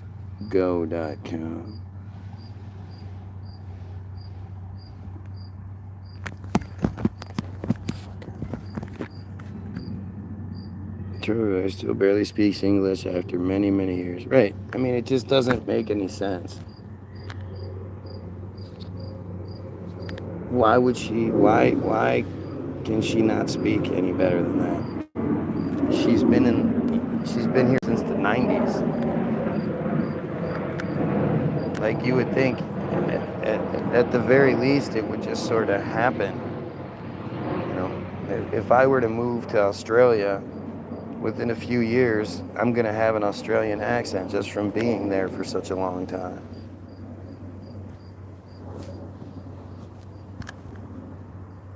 First Lady. Okay, so this is just another compilation bullshit video. Okay. U.S. immigration crackdown. Melania. You want to lose weight in 30 days? Check this out. I like to do a lot of cardio. Melania visa under fire. Oh, so this isn't Let me going to be remind y'all about her. that Melania, the First Lady, a model. And when I say model, I'm not talking about Tyra Banks, Cindy Crawford, or Naomi Campbell level, applied for and was given an EB1 visa. And what that stands for is an Einstein visa. But I also want to defend Melania real quick. Not everybody could marry Donald Trump, and I think that's quite an achievement. So I think she deserves credit for that. Nobody up here could have done it. As Trump ramps up deportation efforts, critics are now pointing to his own family's immigration history. A MoveOn.org petition titled Deport Melania, Melania's Parents, and Barron in the first round of deportations garnered over 3,000 Barron signatures. looks nothing like The petition Trump. argues that if Trump targets naturalized citizens, Melania and her family shouldn't get a free pass. It claims that Melania's son Barron is an anchor baby and should also be deported under Trump's harsh standards. He has a dual citizenship. I believe it's only fair. She received a green card in 2001. Notably, Melania Trump was born in Slovenia and moved to the U.S. in 1996 to pursue a modeling career. She received a green card in 2001 under the EB1 visa, often called the Einstein visa, raising eyebrows nationwide. This because the EB1 visa is reserved for those with extraordinary ability in science, arts, business, or athletics. Typically, this visa goes to Nobel laureates, Olympic athletes, or world experts in their fields. Huh. And therefore, critics argue that Melania's modeling career lacked the acclaim needed to qualify for such an elite immigration path. Melania became a U.S. citizen in 2006, 1 year after marrying Donald Trump, but the questions haven't faded. Last week, Congresswoman Jasmine Crockett reignited the debate during a fiery House Judiciary Committee hearing. She questioned whether Melania met the high bar required for a visa that rewards truly exceptional talent. World that would allow 20 million people to enter their country illegally, and then when we do something about it, we then cry xenophobia. It would never happen. When I was stationed in Saudi Arabia, you had to have a diplomatic passport just to enter Saudi Arabian airspace. So the idea that we should at least speak to every single person that wants to enter our country is a novel idea. Everybody else does it. Thank you so much for your time. Thank you for being here. Mr. Chairman, I yield back my time. Gentleman yields. The chair now recognizes the gentlelady from Texas, Ms. Crockett. Thank you so much. It's interesting that we're being accused of wanting all kinds of criminals to be on the streets, or that we don't believe that people should show up to their meetings and appointments. Last time I checked, there's a lot of people that are actually being grabbed as they are going in for their appointments. In fact, we know that one of the candidates that was recently running in this mayoral, he ended up being arrested because he decided that he was actually going to escort people that are actually showing up to their meetings. Or we know that the Pope, yes, the Pope himself, decided that the church may need to have people that are going to escort people as they're going into their meetings, because the reality is that what they are claiming what they want to do versus what they're actually doing, the actions don't match up. And while we are supposed to be talking about visas, somehow we continue to cherry pick and talk about one criminal act and another criminal act. And it is so very interesting to me that, yes, we will say people are xenophobic, because when you start to decide that just because somebody came from another country, they are automatically some kind of criminal, that does sound kind of xenophobic to me, because you are using a paintbrush to paint an entire group of people where the vast majority of them are coming here because they are actually seeking a better life. But let me get to what this hearing is supposed to be about. The idea that Trump and my Republican colleagues want to restore integrity and security in the visa process is actually a joke. Let me be clear. Integrity is not snatching lawful visa holders off the streets and throwing them into unmarked vans. Integrity is not revoking visas based on social media posts that hurt somebody's little feelings because kids decide that they want to go after Trump or this administration. We have a thing called free speech in this country. And since we're talking about integrity, I'm confused as to why my Republican colleagues aren't talking about the lack of integrity when it comes to the president's family's visas. Let me remind y'all that Melania, the first lady, she's black. a model. And when I say model, I'm not talking about Tyra Banks, Cindy Crawford, or Naomi Campbell level, applied for and was given an EB1 visa. And what that stands for is an Einstein visa. Now, y'all that don't know, let me tell you how you receive an Einstein visa. You're supposed to have some sort of significant achievement, like being awarded a Nobel Peace Prize or a Pulitzer, being an Olympic medalist, or having other sustained extraordinary abilities and success in sciences, arts, education, business, or athletics. Last time I checked, the First Lady had none of those accolades under her belt. Guys, close the window. It doesn't take an Einstein to see that the math ain't mathin' here. Nevertheless, what Republicans are doing with this reconciliation process, the travel bans and revoking visas, jeopardizes our national security. It threatens our communities, our higher education, and our economy. Visas like the largely vetted J visas for higher education and M visas for trade, training, attract the next innovators, medical providers, researchers, and educators that we need to build on American success. There are 3 areas on a man's body that show he's likely got a hormone problem. Chest fat. That we need to build on American success. I'm not gonna mess up your name, so I'm not doing that. But I'm with you, okay? In your experience, do individuals on J or M visas typically improve or impair our economy? They generally improve the economy, and I can give a brief example. My wife is a very successful woman. She makes a ton of money, which I'm grateful for. And the reason why we're able to do that while having 3 children is because of the au pair visa, somebody who is here on a J. who is here and able to supply this for us. But I also want to defend Melania real quick. Not everybody could marry Donald Trump, and I think that's quite an achievement. So I think she deserves credit for that. Nobody up here could have done it. You sure right. I couldn't do it. But anyway, in fact, J visa holders contribute $43.8 billion to the U.S. economy and support more than 300,000 jobs. And make no mistake, immigrants improve the health of U.S. citizens too, despite the fact we already have a doctor shortage. Trump's reckless travel ban and visa overhaul are exacerbating this crisis by impairing hundreds of hospitals with foreign-trained doctors set to do their residencies here in the United States, meaning fewer people will get the help they need and more people will die. Now, let me remind you that Republicans are trying to gut Medicaid. Roughly 4.5 million people receive caregiver services through Medicaid, and most of these folks are in red states. And wouldn't you know that in 2023, Kaiser Family Foundation estimated that almost 30% of long-term care providers or home caretakers were immigrants. It's like Republicans want Americans to suffer. Now, Republicans say visas make us less secure, but let's talk about how you visas these crimes. And one of the first, I'll share now. These crimes, these folks are risking their own security for broader safety of Americans and our communities. Thank you so much. I will yield. Gentlelady yields, and Chair now recognizes himself for 5 minutes. I think it's important to realize how we got here, right? I served in Congress for 2.5 years, and one of the first hearings that we ever had, the ranking member of this committee, not this one, said that Republicans were imagining a border crisis, right? Kind of a stark commentary from the ranking member when all evidence seemed to suggest and show that there was indeed. I would agree with, as a default for failed. I don't think so. You can look. Benefit applicants. So they sort of took away the consequence of filing a frivolous application by, letting people who were here illegally applied for visas, and the few that were denied, nothing happened to them. And that created a huge impetus to apply for some of these visa programs. Just destroys has been held back on. And how would that look? I guess.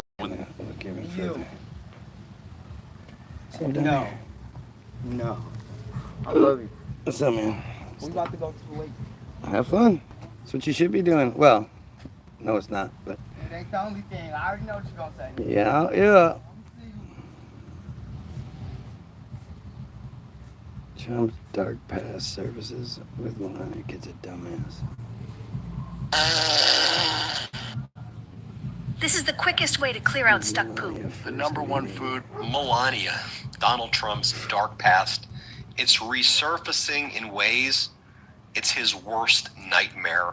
So I think we should explore, how did Donald Trump meet Melania on or around the same time he was best friends with Jeffrey Epstein and Ghislaine Maxwell? We should build a timeline here. So wait, you see, Donald Trump went to a club in Manhattan called the Kit Kat Club, where there were parties that were frequently thrown for very rich Manhattan elites, businessmen, to mingle and find very young models from Eastern Europe. Models from Eastern Europe, and Melania was a model from Eastern Europe who was brought to the United States, who would attend these parties where the rich men would show up and mingle with the models. So right now, Russia, it's weaponizing Melania's past. I don't know if you know this, but on Russian TV, they frequently show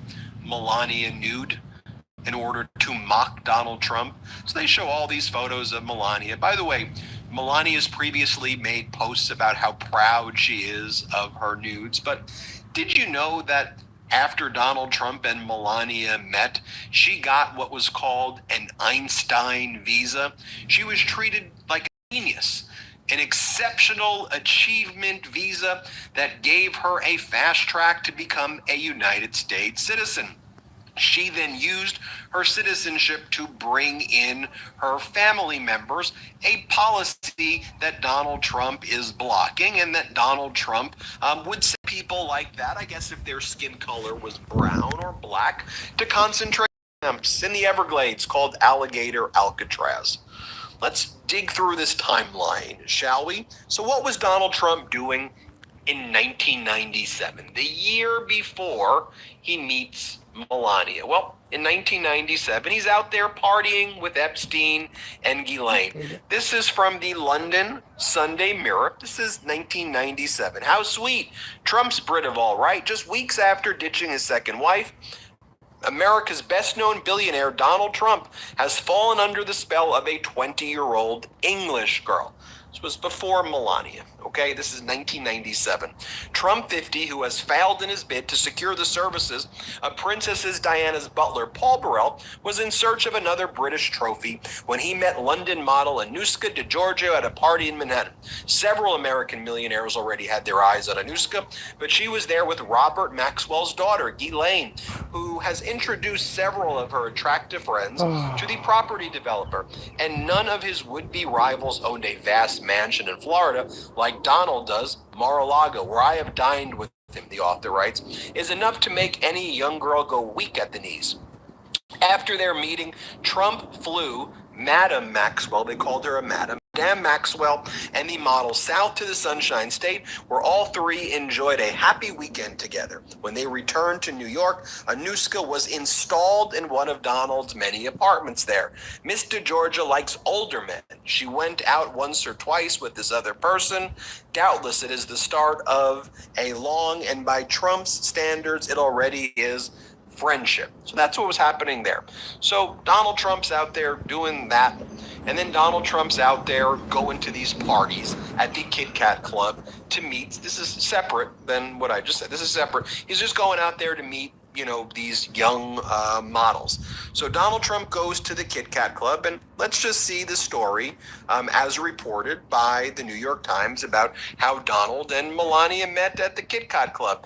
They were linked by someone named Paolo Zampoli, who's become an ambassador under Donald Trump, a high-ranking government official. And here's how New York Times describes what went down. When Donald met Melania, Paolo was there.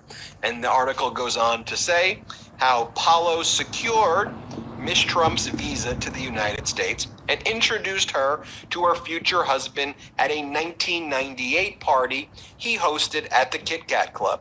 Mr. Zampoli's parties have featured an alligator, tiger cubs, and models at nightclubs blowing kisses at fashion television cameras.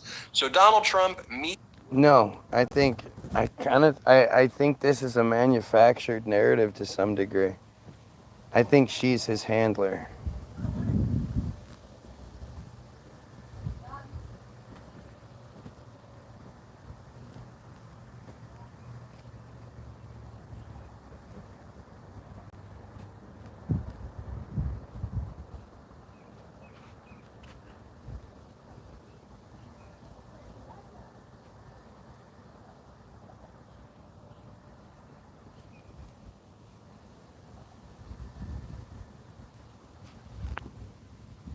Yeah, I think she's his handler. So that just makes the sense to me. That's where it makes sense. The rest of this doesn't really make sense. Even this meeting could be, the way it's presented is she's on assignment, right? She has been, she's linked through this Paolo guy, and she's been activated as the agent that she is. And she's, it's his job to introduce her to Trump. That's how the plan is said to go. They know that he's going to hit on her. She's gorgeous. And they work out that plan where, you know what we should do? Don't give him your number, because that can then be traced. That can then be, found out what that is, all that. You get his number. Already just get information on this guy. Melania at the Kit Kat Club, and then they develop a relationship with each other. And then let's talk about what happened. How Melania, arrived in the United States from Slovenia in 1996 for modeling work, and then she obtained her green card around 2001 based on her extraordinary ability as a model, secured by Paolo Zampoli, who led the modeling agency. Now, Zampoli later transitions from a modeling agency guy into real estate. Hang on, we'll come back to this in a second.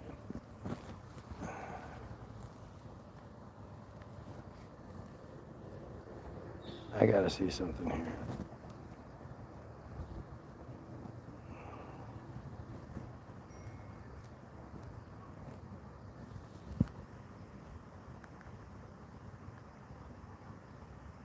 Let's look up Zampoli.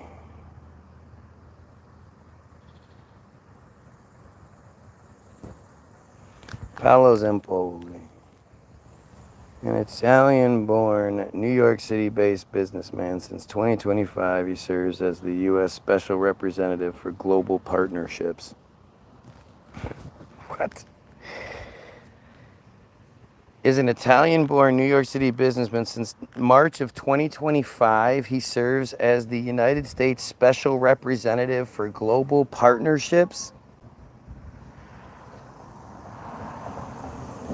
Want to know his early life? Paolo Zampoli is an only child of a Milanese family. That's it. That's it.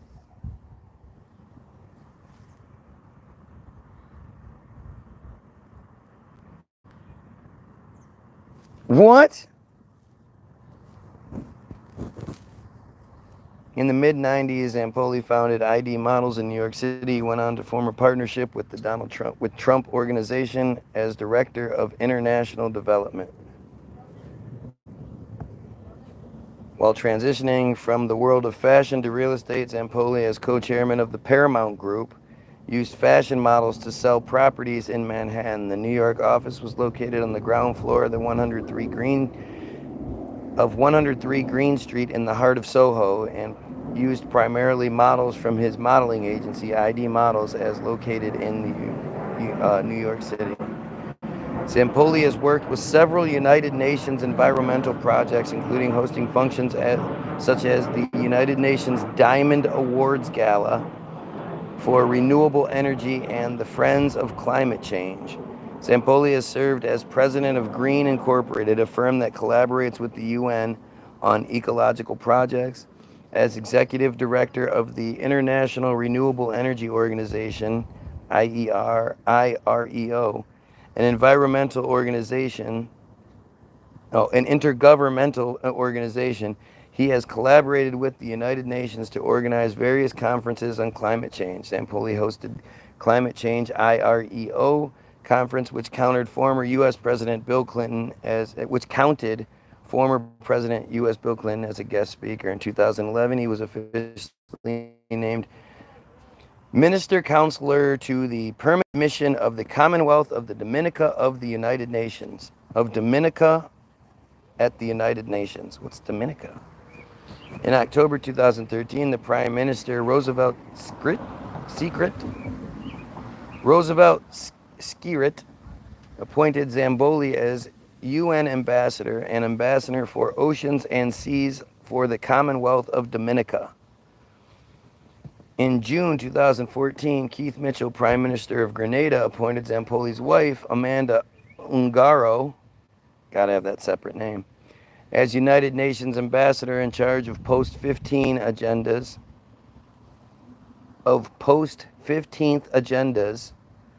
and responsible of the second committee with United Nations Ambassador ranking. Ungaro has worked under the 69th United Nations Vice President of the UN General Assembly for the Blue Economy.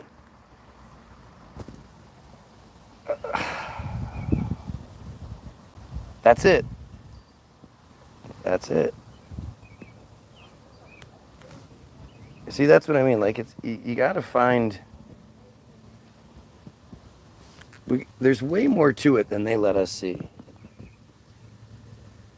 If a woman does this pink salt hack for just 1 week. She'll notice a flatter belly and way less bloat. Into real estate deals, and then he used the models in order to build his real estate fortune. Here was Paolo Zampoli in a BBC interview. This was like about 20 years ago or more. Here's how he created a real estate company using the models as the real estate agents. Here, play this clip. The new issue of living with Mrs. Trump on the cover. Merging modeling and high-end property is the idea of Italian entrepreneur Paolo Zampoli, a friend of the New York tycoon Donald Trump. Several of his top models have a foot in both camps. But they're really not that different, actually, because for both professions, you need to have incredible networking skills. So that's the basis for modeling and as well as for real estate. So if you combine the two industries, you're left with the same Rolodex. You just go through your Rolodex and sell houses that way. It's more attractive to me because it's you get to meet a lot of people and it's more consistent than the acting business would be. Less precarious. Yes. So while we're talking about all this, I want to make sure we keep talking about the climate as well. Just because the Republicans passed their big disastrous budget bill doesn't mean we stop talking about it. If anything, we need to be talking about it even more. Let's talk about what this Republican budget bill means for the climate and, by the way, your wallet too. While wildfires rage, heat dome slashes it. Big oil, what is America? Leave your comments about that. We are not just with Ghislaine and Epstein. We are not just losing big money. fucking commercial we're in the losing our beginning of this. future. Interesting. Okay, back to you, Ben. Right. Now you fast forward a little bit, and Melania and Donald, they'd hang out a lot with Ghislaine and Epstein. Also, you can see here that Melania and Donald, they would hang out with. That's Karen McDougal right there, who Donald Trump eventually cheated on Melania with right after Melania gave birth to Barron. You can see right there. But then Melania got her family. See, that's why it just doesn't make any sense, She should have been furious, it should have been this, it should have been that, but it wasn't. Because they weren't actually a relationship. She doesn't give a shit. She doesn't love that man.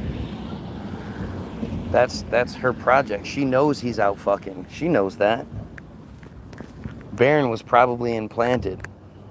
Citizenship. Melania Trump used a legal pathway that her husband and his top advisors has repeatedly disparaged as chain migration, the right of U.S. citizens to bring their parents to the United States. Federal law since 1965 has said U.S. citizens may apply to bring minor children and parents to join them in the United States without having to wait a long time for a visa.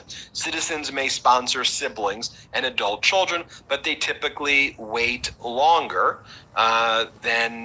longer for visas. Okay, so Melania gets the expedited path based on an Einstein visa after meeting Donald Trump at the Kit Kat Club. Then she brings in her family, and now Donald Trump's against all of those same policies. Now, Melania is no, innocent person in all of this either. Melania, after Donald Trump, was caught on video bragging about sexually assaulting women and grabbing women by their genitals. And he says, because if you're rich, they let you do it. She said that's locker room talk and that she was okay with it. Here, play this clip. He described it as locker room talk. Mm-hmm. To you, you sort of alluded to that as well. Is that what it is to you, just locker room talk? Yeah, it's kind of two teenage boys. Actually, they should behave better, right? He was 59. Correct. And sometimes I said, I have two boys at home. I have my young son and I have my husband. So, but I know how some men talk, and that's how I saw it, yes. And then she was also one of the biggest spreaders of the birther conspiracies against former President Obama.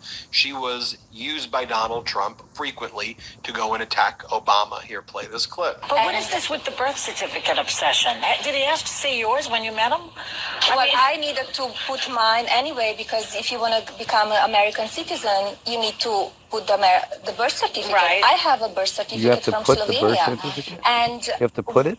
Do you want to see President Obama birth certificate I've seen or not? it. I've seen it. It's not a birth certificate. Well, it's a certificate of live birth, Right, which they give. But Melania, if he insists on what he's saying, then no one in Hawaii can ever run for president because they all get the same live birth certificate. Well, but they need to have. What is finished, for example. They need to have, and in one way, it will be very easy if President Obama just show it, and because it's not only Donald who wants to see it; it's American people who voted for him and who didn't vote for him. They want to see that. But it's on display in Chicago. We've seen it on the internet. We've seen it. It's not the same as yours, but it's a certificate of live birth. Well, we feel it's different than birth certificate. All right. Well, I think you should give it up at this point. It's not. It's not him that it's bringing up. It's the media all the time. Now, I had the opportunity to speak with Melania's former top advisor and former best friend, Stephanie Winston Wolkoff. And here's what she told me went down when Melania saw Stormy Daniels in Vogue. Here, play this clip. Around the time when you released the best-selling book, Melania and Me, there was that audio recording where Melania was livid that Stormy was going to be on the cover of Vogue or in Vogue, and she was calling her like a porn star hooker, and she was saying that to you, they're putting the porn star in the front, and this is so embarrassing. So she's always been humiliated by the Stormy ordeal. The fact that all of this testimony came out during the trial about what Donald was saying about her to Stormy, and perhaps even just the way that Stormy presented at trial, so professional, was a real kind of superstar and stood up there for herself. Do you think that added to the torment of Melania just knowing her? I don't think Melania understands torment, as crass as that sounds and as sad as that sounds. I'll never forget, and I shared the audio with you. Melania did. She called me and she goes, Anna Winter, editor-in-chief of Vogue magazine, put the porn hooker in Vogue. Now, I was like, what? Actually, she said she shot the porn hooker. And I didn't know what she was talking about, and you hear my reaction. And in that reaction, Melania's only concern was that Vogue was actually profiling Stephanie Clifford, Stormy Daniels, not anything about the fact that the conversation in everyone's households was that Donald was having an affair with Stormy Daniels at the time. So it sort of shows you that she's able to compartmentalize so completely and so utterly uncaringly. There is no... she knows who she married, and he knows who he married. She knows what she got into, and she knows what she gets from this marriage. And that's more important than anything. And of course, Melania would plagiarize Michelle Obama's speech at the Democratic National Convention. Literally, Melania's speech during Trump's first Republican National Convention was literally copy and pasted of Michelle Obama's speech. Let's play it for you. The values that you work hard for what you want in life. For what you want in life. That your word is your bond. That you do what you say you're going to do. Keep your promise. That you treat people with dignity and respect, because we want our children and all children in this nation to know that the only limit to the height of your achievements is the reach of your dreams. Man, and your Michelle does it willingness so much to work better. hard for them. And now Melania pretty much just grifts. She has her meme grift, which the meme coin crashed. She sells her book, Why Do I... So this video has 1,800,000 views, and it does, and it surprisingly basically says most of the stuff I'm saying, not as in depth. Wow.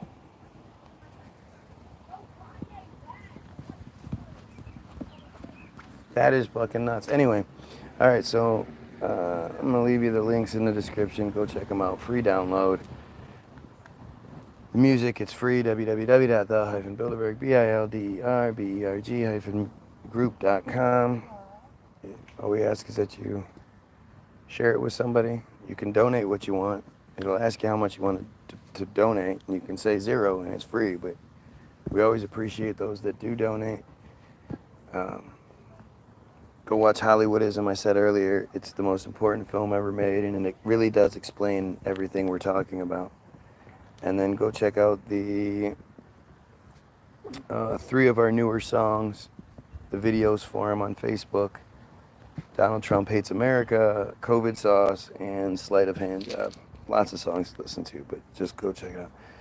Fuck Israel. Fuck everything Israel. Fuck everyone associated with Israel. Fuck the cult that Israel represents.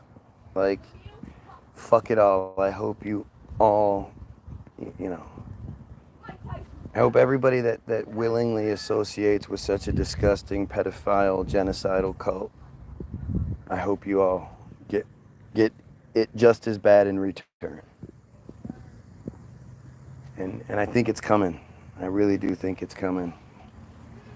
You disgusting, disgusting, horrible people. You know it's coming. That's why you're acting and doing everything you're doing, because you're terrified. You're terrified. You realize you've lost control. The cat is out of the bag. The toothpaste is out of the toothpaste container, and it's not going back in.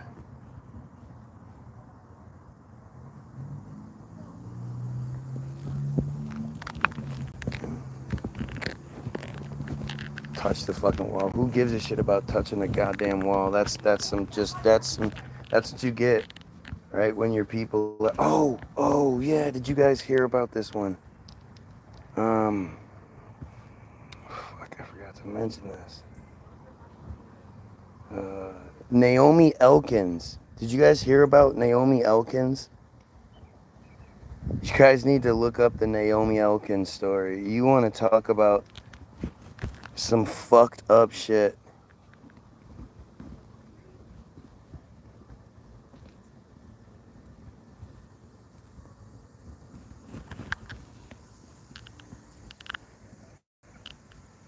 I mean, just the Naomi Elkins drowned her kids for religious reasons. A few months ago, this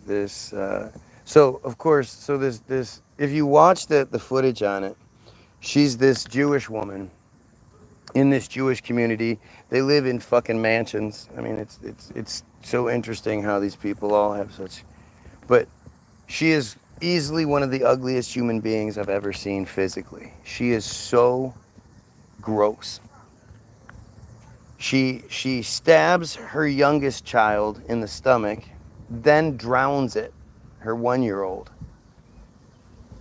Said she counted to 50, held it underwater, held her underwater for 50-second counts, drown her. Then her 3-year-old, who had ran off to go hide, she found her and drowned her too. Her 3-year-old had ran off and hid, and she went and found her and drowned her too.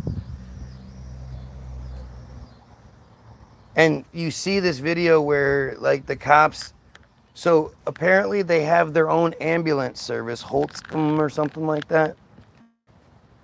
They have their own ambulance service that does all the covering up, but this thing couldn't be covered up. And you see how the police are just acting like the whole, so they say that they're blurring the screen basically inside the house from any time that cops go inside the house, because they say it's so horrific. But that's not the case. There were 2 drowned kids. Like, you could easily blur that out when you got to it. You didn't have to blur out all the walls and everything else. The reason they did that is because they were hiding all the Jewish propaganda. They don't want people to realize this. But this woman was calmly arrested, taken to the jail, where she was unhandcuffed and allowed to walk through the fucking while she was handcuffed. The cop was not holding on to her, which he has to, because if she trips and falls, she can't put her hands out, and they can be sued for it. But he's not touching her. She gets all this special treatment at the police station. Immediately, there are these special cops that are there, like the whole thing. So then she ends up getting, instead of being found guilty, of murder, she's found insane. And she's 150 years or something like that for insanity. But if she's deemed to not be insane anymore, she can be released. It's one of the craziest, most egregious examples of J privilege that happens in this country. She killed her own children and was given this insanity sentence that has a built-in loophole for her to be released. And she said she did it because of religious reasons, because, you know, why isn't this story national news? Why isn't this story all over the news about how insane this cult is, that they kill their own children and the community doesn't lash out against them? Like, it was obviously some sort of ritualistic shit. And it fits in with that bottom of darkness stuff. And it makes you wonder if there were autopsies done, proper autopsies done, to see if those children had been sexually abused or not.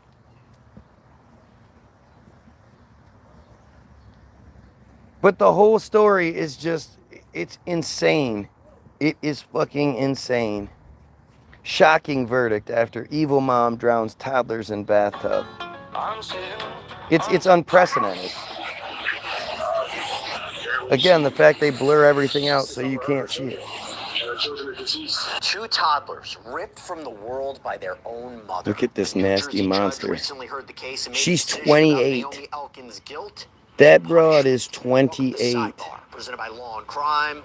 I'm Jesse Weber.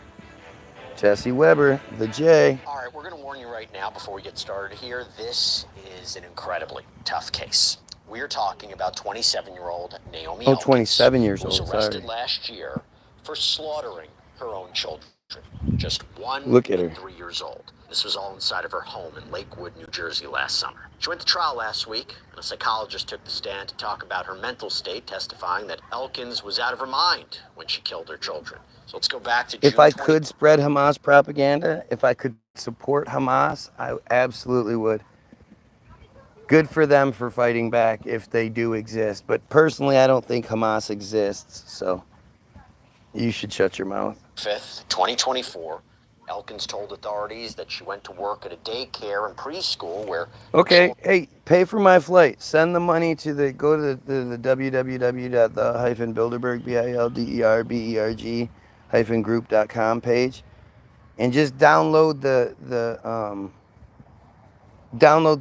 music, and you can just put the $500 it would cost me to take the flight, or the $1,000. Actually, make it like $1,000, so I can fly first class, because I would want to fly first class if I'm going to go to Israel.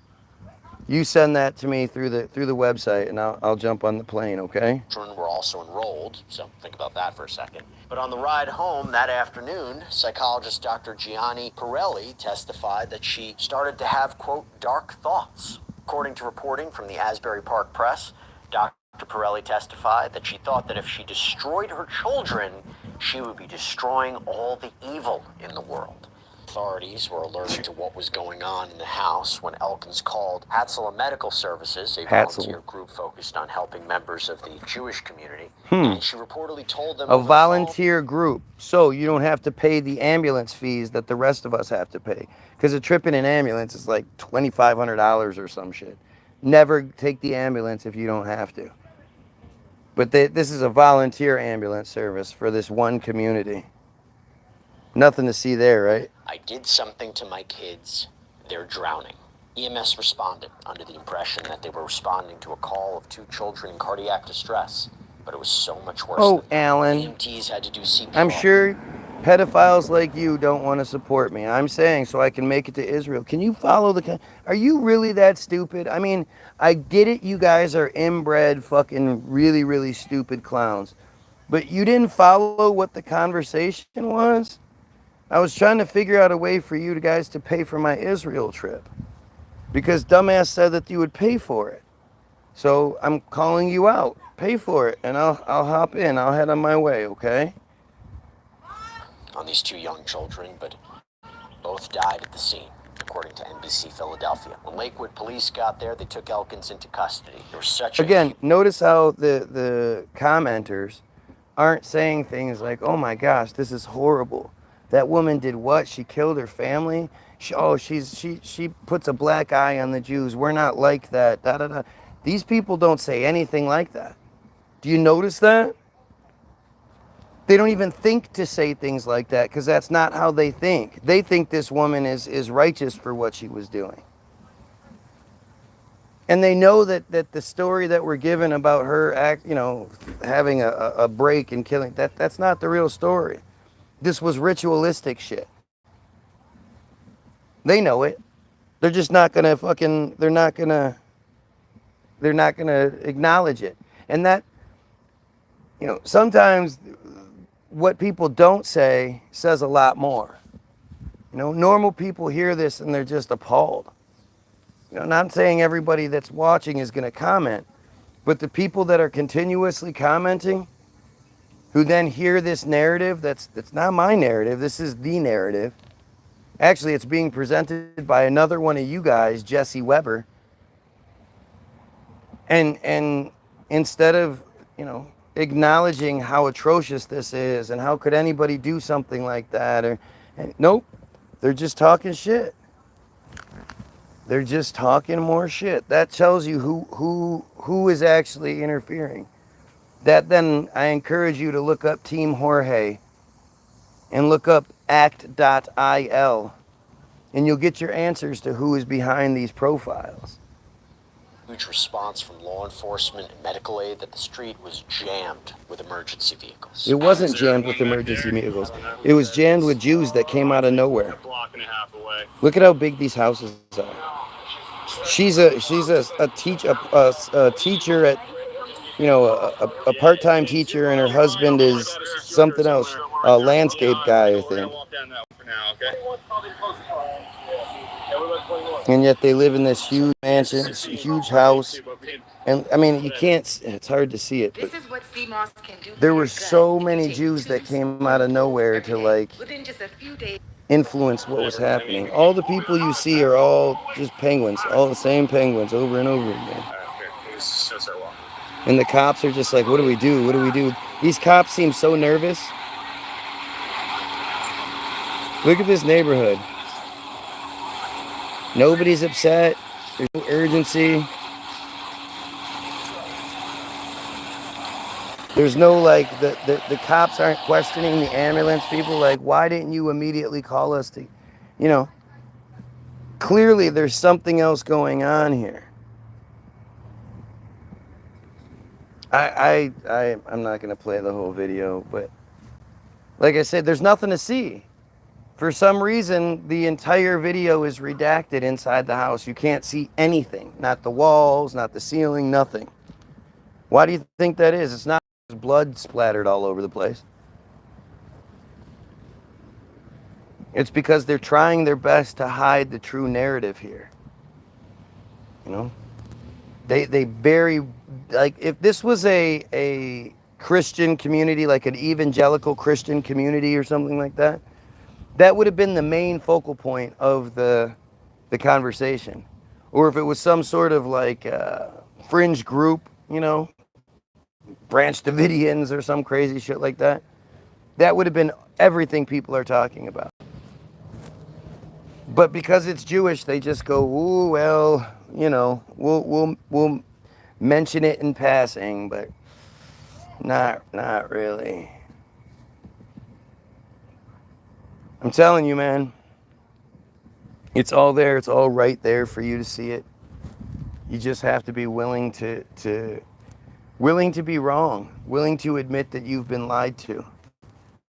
And just read what they want you to read. You don't delve deep into the crazy conspiracy theorists that you then have to justify, oh, I saw this on this page. And so, whoa, you're watching it on that, that's crazy. Why are you watching it? No. Use the information that they want you to have.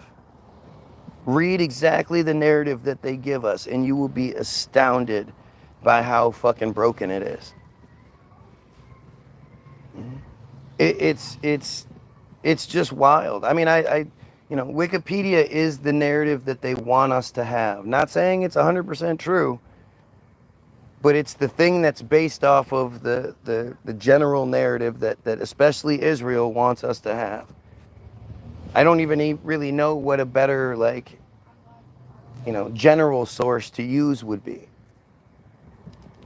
Just like 30, 40 years ago, if somebody was like, look in the encyclopedia, that would be the same thing. And the fact is, I think Melania is Trump's handler. Free Palestine, to a degree, yes. I mean, I don't see the problem with Free Palestine is I don't know what Free Palestine means. We're talking about a time when was Palestine ever free? Not pre-2023, not pre, 2006, not pre-1983, not pre-1967, not pre-1948, not pre-1919. Like, when are we actually talking about that Palestine is free? And what does that even mean? Does it mean there's a religious monarch put in place? Does that mean there's a United States monarch put in place? Like, what does that mean? I think what they've done, and how do you say free Palestine to the Lebanese, to the Iranians, to the Syrians, to everybody else that's being victimized by Israel? The true rallying cry is end Jayism. We need to end the cult that is behind the invisible house that is Israel. Israel is the invisible house. It's ever expanding, invisible borders that isn't real. It doesn't have a say in anything. It's the psychopath cult that's behind Israel that is the real problem. So we need to end the cult, and that's how we fix the world. That's how we get the answers to all of it. That's how we fix pedophilia. That's how we fix the church. That's how we fix the government, Hollywood, all of it.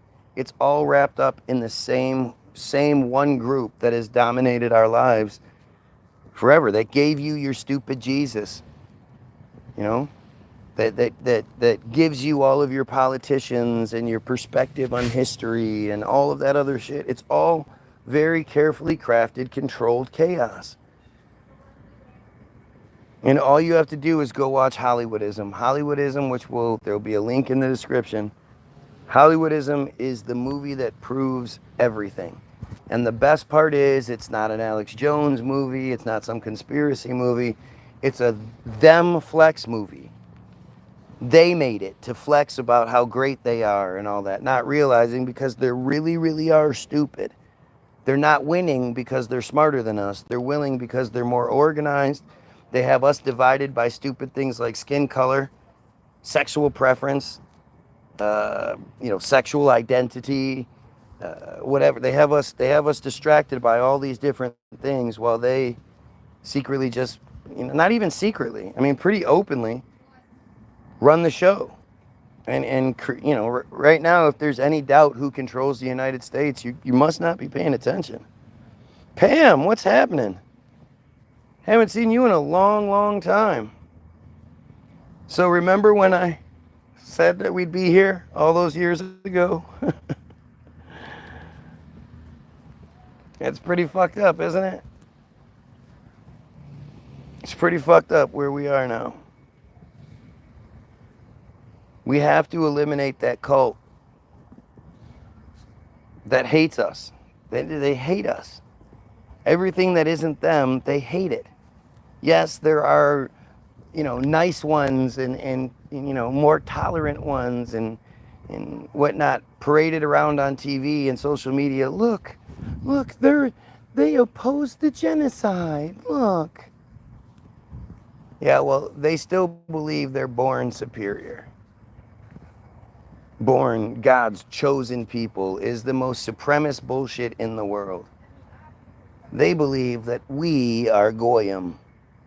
And anybody that believes that we are Goyim is a problem. I don't know who deleted your message. That's on you. funny how you see things on my feed that you don't see anywhere else. It's been many, many years I've been listening, and I'm loving every minute of it. Yeah, well. Remember how 10 years ago I was the crazy guy for saying these things? I was the guy that was saying, you're not supposed to say those things. You're not supposed to talk about them, and screaming, we need to talk about them. It's different now. It's interesting to see how many people are finally coming around, and the actual hope that something might change now that people are starting to really see it.